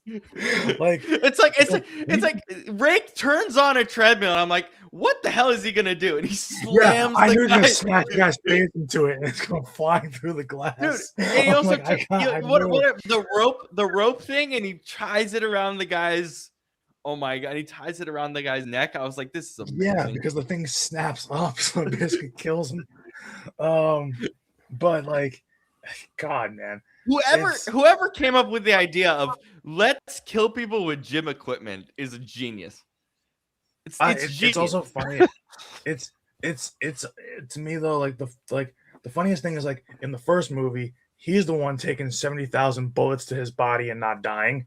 In this movie, Nick is the one taking 70,000 bullets to the body and not dying. And yes, but he did die. Like she took just as many bullets basically as he did, and she didn't die. I'm like, well, all right, then I guess that's what we're doing here. And also not for nothing, but like timeline. Like in my head of like trying to think about realism, like what you could survive and what you couldn't. Eddie Murphy laughing in movies is great. His laugh is. Oh well, yeah. Like it's like when I think about that kind of stuff, it's like when we get towards the end of the movie and they're laying there in the church and it's like she's like has to get to a hospital now. I'm like, with her looking like that and bleeding out like that, they would not have time to make it to the hospital before she's dead. They would not have time. Yeah. Or an ambulance. You'd be dead. Yeah, or you get to the ambulance. Like, yeah, no way. So, like, it's far-fetched, but it's fun. Like, that's what I like. Is like when I watch movies like action movies, and this is why I say it's a small pet peeve and not a big one, is because action movies are not supposed to be realistic. They're meant to be fun. Action movies have never been realistic. Yeah. And the thing is, if I wanted realism, I would watch the news. If I wanted to be entertained, I watch movies and TV shows. Exactly. So like, it's this like is not real life, guys. Yeah. So like, I do think this is better than the first one. I don't think it's way better than the first one, but I think it's better. But I mean, it's just like I can't. Oh, also when the one of the last was it the last fight scene where he literally goes like, I'm like, this has to be a call back to Thor, because I'm like, he's going to reach for like a sledgehammer, like a mini sledgehammer. Yeah, it's a Thor. It's a Thor thing. Yeah. I'm like I'm like, bro, I'm like that. I'm like, you could have picked any weapon. You lay down like a mini sledgehammer. Be like, hey, use this. I'm like, yeah, that's It's pretty a much Thor callback. It's a Thor Thor callback. reference. Yeah. But but I do like I said, I do like the comedy. I do like the fact that the acting to me is better in this one. Like, I mean, you can definitely tell that obviously with the second one, you do have more room to play and you have a bigger budget to work with. So those things are important too. But Jody, this will be on the list next summer. I'm gonna add this to the list next summer. I can talk about Tommy Boy forever. I'll love that movie. I'll add this either next summer. If we have time this summer, I'll put it on there. I completely forgot. That would be a great conversation. Yeah. Thank you. We like that's where you have to do a watch along for that. Like all of us have to. We should do a watch along for that. Yeah. That movie's too damn funny. I die laughing every time. That movie. We literally would have to do a watch along for that. Yeah. Thank you for the suggestion, Jody. I'll definitely consider that. But yeah, it's all in all to say that this is a great sequel, especially for a movie that's obviously not going to be in theaters. High budget enough because it's Netflix, but not high budget, not like a major motion picture that's in theaters. I would have loved to see this in the theater. I hope we get a small release window for the third one. Yeah, I would love just a week long. Give me like 1 week in theaters, limited release. I'll happily go. Happily. Yeah, more Australian John Wick, please. Yes. But yeah. So yeah, I think it's better. And we're doing ratings still, right? You guys rate so Brandon, go ahead and rate both of them, and if you kind of want to give, Patrick wants to do a watch along for that. Yeah, we can make that happen. What's your rating for both of the movies, and then the franchise as a whole? Do you kind of have a separate rating for both of them, or for just everything? Yeah, I think it's gonna kind of align here. I think the first one's for me as a fan of action movies. I think the first one for me is about a 7. This one I would say is I'm not gonna say 8. 8's kind of high. I would say 7.5 for the second. It's just like I said, it's a little bit better for me, which still means it's better. And these are just really good. These are fun action movies. This is like an action movie where we like, you have to suspend your belief a little bit, but like at the same time, start to finish, it's a good time. I love the fact that one other thing, I like the fact that the takes were longer in this movie too. We're gonna talk about that. Shane's gonna talk about that. I told him that I want to talk about that. Yeah. Yeah. So I like it better. So yeah, if I had to grade the first one's a 7, this one's a 7.5, and I think right now with the franchise, it's a 7.5. Like obviously, I would put John Wick higher just because it's like, because I love it. But you still see the sensibility that I was going for, I guess, is the idea. And well, if it wasn't for John Wick, you wouldn't have this movie this series because literally John Wick, basically that first movie is what established the long shot, pretty much the one take kind of long shot movies. Yeah. Jody was saying Beverly Hills Cop. I've never seen any of them. I've heard they're really bad. Yeah, the replacements, Patrick. It's such a good movie. I would imagine Brandon's gonna pick the replacements for our August sports movie section that we're gonna do. I was thinking about it last year before we did Major League. I was thinking about the replacements. So yeah, I might just say we're gonna do the replacements because I love that movie. So before we go on to Shane's thing, I'm glad that I kind of got what I wanted out of it, which was kind of just to have, because that's the thing, I just wanted to have a fun time to start the off-season movies, and this was fun. I also want to say this, why this is fun for me is because I would never do this in real life. So watching it in a movie kind of gets rid of that taste in someone's mouth to use a gun. Yeah, I would think not. Yeah, because it's like that's why. Remember, Shane? Remember, I had the conversation with you. We watched some movie, we watched a few movies where like the gun was the primary weapon, and I asked you what it's kind of like to have a gun as like a symbolism for a weapon in a film, because I thought it was interesting. Yeah. 1 and 2 are great for Beverly Hills Cop. Oh, Okay, and you know one thing I want to mention, because I don't know if you guys will, but I want to mention it real quick before we go on to Shane. My favorite scene in the movie, and it comes towards the end, is when the brother basically shoots his right hand man, who's having doubts about the whole thing, and the image of him bleeding on the Bible is awesome. I have so much to say about my favorite thing in this movie, other than a huge 35-minute long shot, is the Christian symbolism. Yeah. I think it's done so incredibly well. Anyway, Well, you know what's funny? We also talk about all of you talk about that, but I was thinking about it too as I was watching. I'm like this whole thing is just the one phrase I had in my head was the sins of the father. exactly. That's the intentionality of it. Absolutely. Yeah. All right, Dane, what are your thoughts on Extraction 2? Yeah, I mean,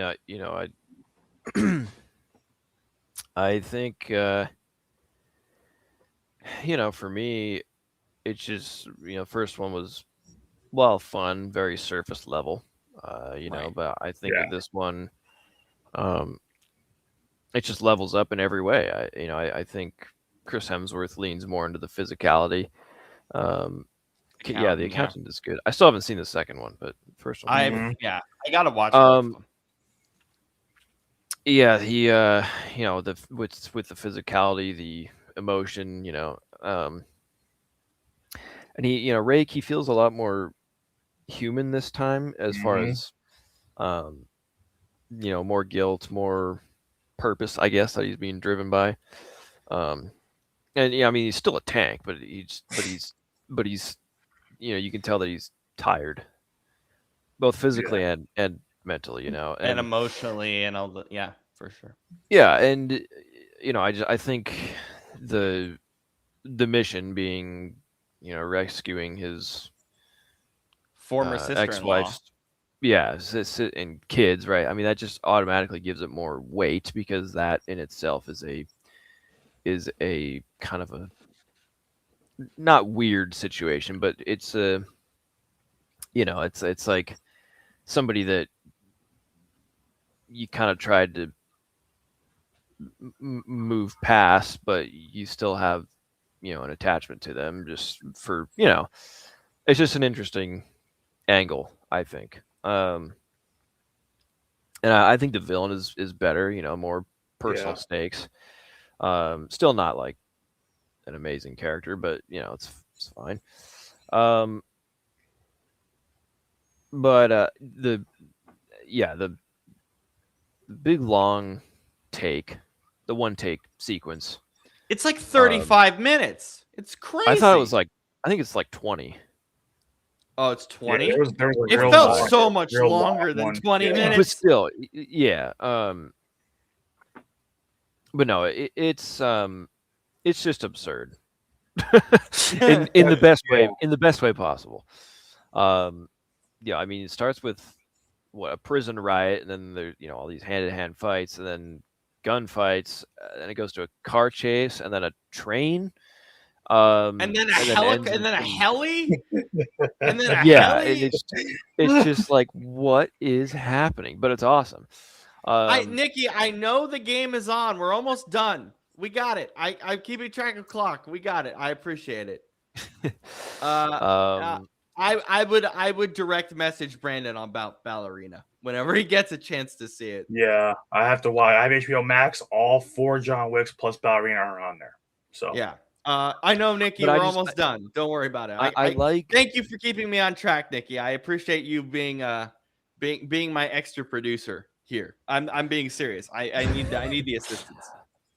I just I like with this one take, to me it didn't feel like, oh, let's just see how long we can make this one shot, but it felt more like, let's never let the audience feel like they can settle down from the chaos. Yeah. Yeah, it's always moving. Because the camera, it becomes your point of view, your heartbeat, your sense of danger, all that. And I like that the camera is handheld but not super shaky. It's just it feels very controlled. Not just like chaotic like in the Bourne movies. I need to see those as well. And I Bourne movies are great, but I absolutely hate the camera work in those movies. And I Nikki, hate Nikki, that. you can write graphic designer and associate producer. That's your role on the show. All right, continue. But anyways, this isn't about Bourne. But yeah, so it's all this stuff, and there's so many like smaller fights happening in foreground and background, and camera just like so seamlessly moves through all of them. It's just great. The whole thing is fantastic. It really gave me Uncharted 2 vibes. I know, Yes, very Uncharted-like. I know. I said that. This to me is so Uncharted-like. It's insane. Yeah, I know. I said that last week, but it's just true. Same with Mission Impossible: Dead Reckoning. Major Uncharted 2 vibes in the ending there. But it's cool. It's a great game, so borrow from it. I don't care. Yes, yes, that is your main responsibility. That's so funny. I don't. I'm trying to focus, but Nikki's making me laugh hard. On this, yeah. How many cuts did you catch? That because it's not actually one shot. I mean, it's freaking long as all hell. Yeah. So in that particular scene, because I do kind of cut them between transitions. Well, you remember, if you ever took a film class, they always tell you that the cuts always happen when a character's entering a certain space. So, like, if something like if there's a quick pan, if there's like going from a dark room to a bright room, there'll be one there. Yep. A big explosion, something like that. I don't know exactly how many there were. I counted 11. There could be more. I don't know. That's just what I noticed. I remember when we watched Knives Out, 1917. That whole movie's supposed to be like one take. There were 40 cuts in that movie, and I noticed like I think 30 my first time, so I missed quite a few. Yeah. So I would guess there's probably 15 to 20 cuts in there. But Robert's now gone. I know. There's Robert. Yeah, I had some technical difficulties. Oh, did you get all that or no? I knew where you were going. So really quick, let me just pull this up. Kenny, our boss, being the legend that he is, sent me something that I think Shane will absolutely love. So I'm going to put up on the screen. He made something incredible.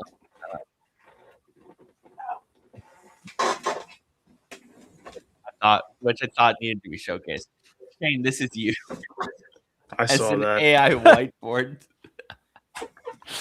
That's funny. Which I thought was incredible. That is funny. There's a second one. It totally looks like me too.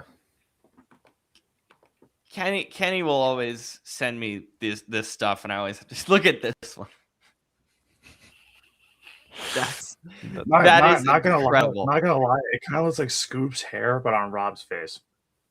Yes. No, I think that just straight up looks like Scoop. Yeah. No, that's Scoop's face and Rob's body. Yeah. Oh my God, our boss Kenny is an absolute legend. That's 100. Oh yeah, Patrick. By the way, Scott Adkins is awesome. I've watched He a is. lot of his movies. I've watched a lot. I spent last summer when I had like a break watching all of his movies. I will watch anything that man does. I do not care. Okay, so did you finish up your thought, Shane? Do you want me to give kind of my spiel before we Yeah, go? and Okay. I'll give the movie a B+. Oh, how do you give the first one and the franchise as a whole? If you were to grade it so far. First one, I'd give a B. Franchise as a whole, I guess a B+. Okay, that's fine. That's about what I did. Yeah. This is This second movie is a 10 out of 10. This is one of my favorite movies of all time. I'm not gonna lie. This is one of my favorite movies of all time, and I always forget about it because I don't have it physical. It's only on Netflix. I don't think there's a physical copy anywhere. If there is, I need to find it and buy it off somebody. Because this movie is just off the walls fun. It's insane. It's insanity. I mean, we talked about this last week, how important it is to have a stunt double direct this. I mean, you can see it. Insane. And my favorite thing about this movie, up first, the brother, the son, is the MVP. I have never, this is going to sound so bad, I've never wanted to kill a 13-year-old more in my life. He's such a dick. He's such a dick. He's so bad. I mean, genuinely, I had a thought, and I think this is what's going to happen in the second one. I think he's going to become like a big bad of this franchise because he's a kid that I just sat there going, dude, he's so far gone. Yeah, I could see that. He's so far gone that I don't understand why you wouldn't just, and I understand why they didn't. Obviously, there's a connection with the mother, but I wouldn't even care. I look at that kid and go, he's so far gone. I'm so happy Easter to you, Nikki, as well, and to all of you listening. No, but to me, he's so far gone. He just is. Which again, the reason why I had that feeling is good because that was the idea, is to have him be so far gone. It is. I love not only, so there's two pieces of this movie that are very smart from a script writing perspective that is shown on camera through the acting. Which again, so the acting and the script writing, the cult-like symbolism and Christianity. When you watch Venom 2, they finished that stupid movie in a church for no reason other than, oh, there's a wedding. Let's do the final battle in a church. It's like, what? If you're going to do a final battle in a church, you have to challenge somebody's beliefs on Christianity. Mm-hmm. And that's what this movie did. I bet you Christians watched this movie and had a hissy fit. And that's good. Because that's the idea. The idea is cult-like symbolism and Christianity and how those things connect. And it really is the backbone of this movie from a psychological perspective. And I love that. And then the action just adds to it. And the action adds to it, but really the acting and the script writing. Great job by Joe Russo. I think this might be his best script. He's not an amazing writer, but this is probably his best script. Easily, I think his best script, just because everything has intentionality.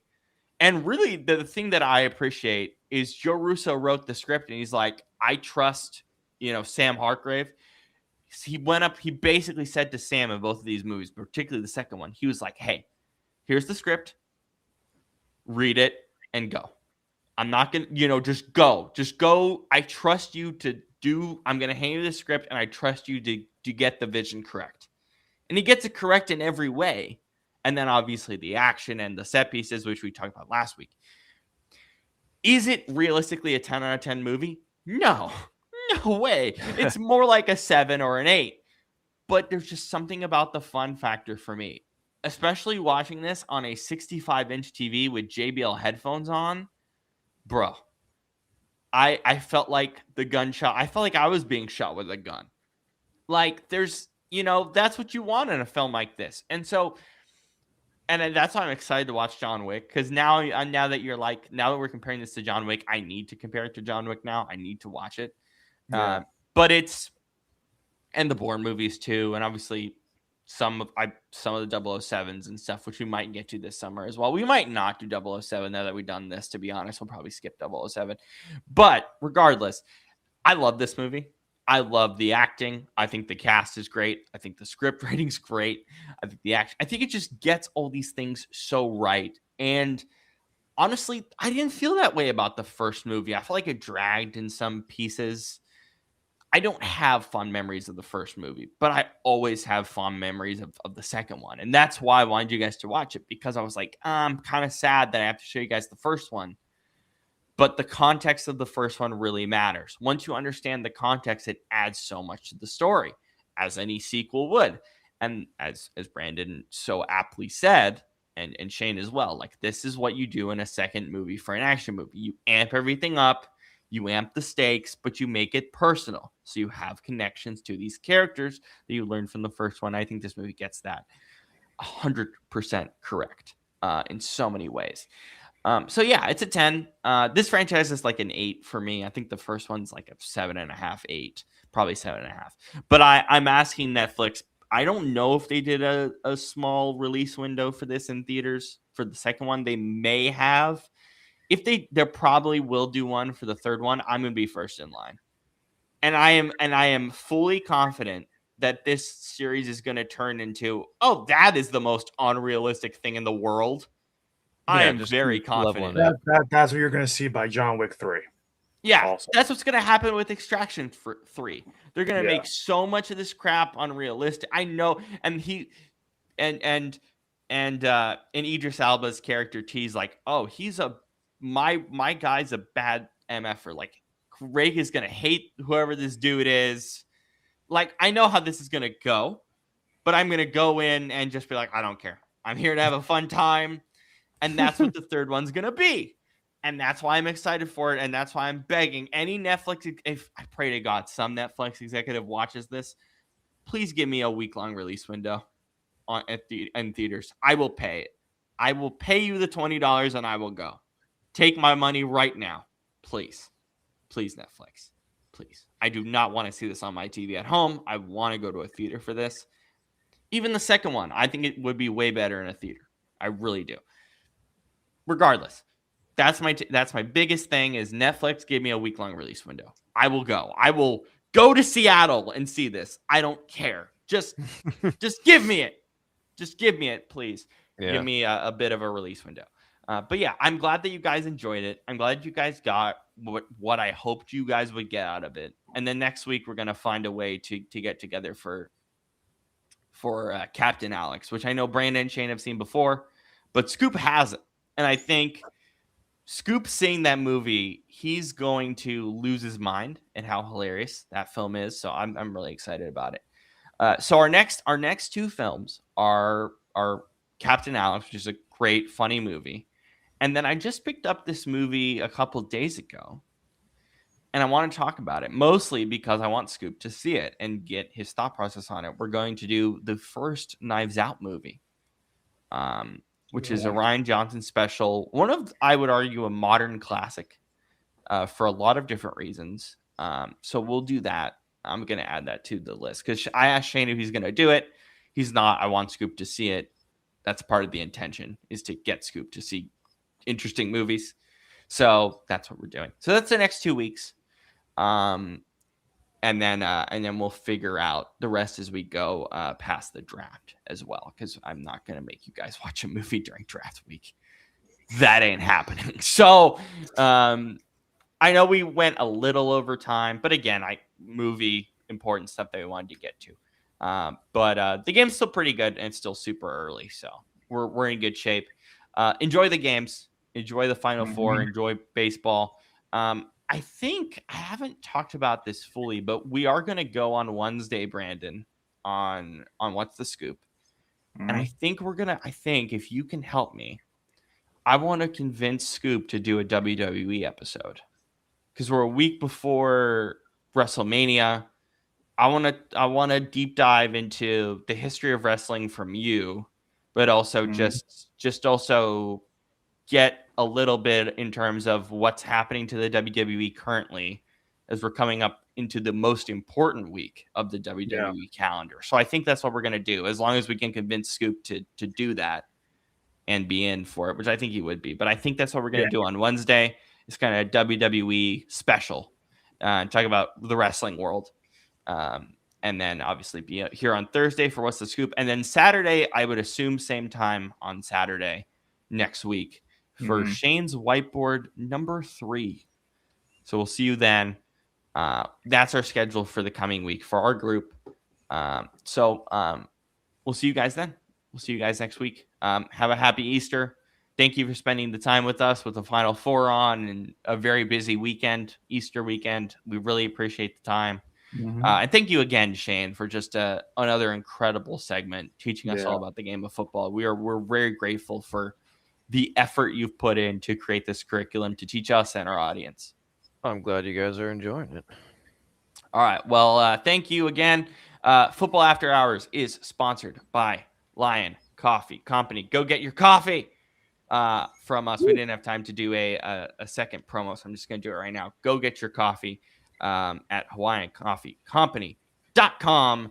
Go get it. I tried the vanilla macadamia this morning. It is fantastic because it's literally like it tastes like perfect mix of vanilla and coffee, but it tastes so much better than what you would get at like a local Starbucks, right? Because it's made with heart. It isn't, it's made with heart. It's made with care. So go get coffee. Fresh, heart, care. If you want that in your coffee, Lion Coffee, Patrick, just fantastic. And again, thank you, Patrick, for being our presenting sponsor and giving me this wonderful sign so that it can be promoted at all times on this show. Thank you guys again. Enjoy the Final Four. Enjoy. Happy Easter. For Shane, for Brandon, for Scoop, for myself, Robert. We are out. We will see you next Sunday afternoon. Woo. Peace. Later. See ya.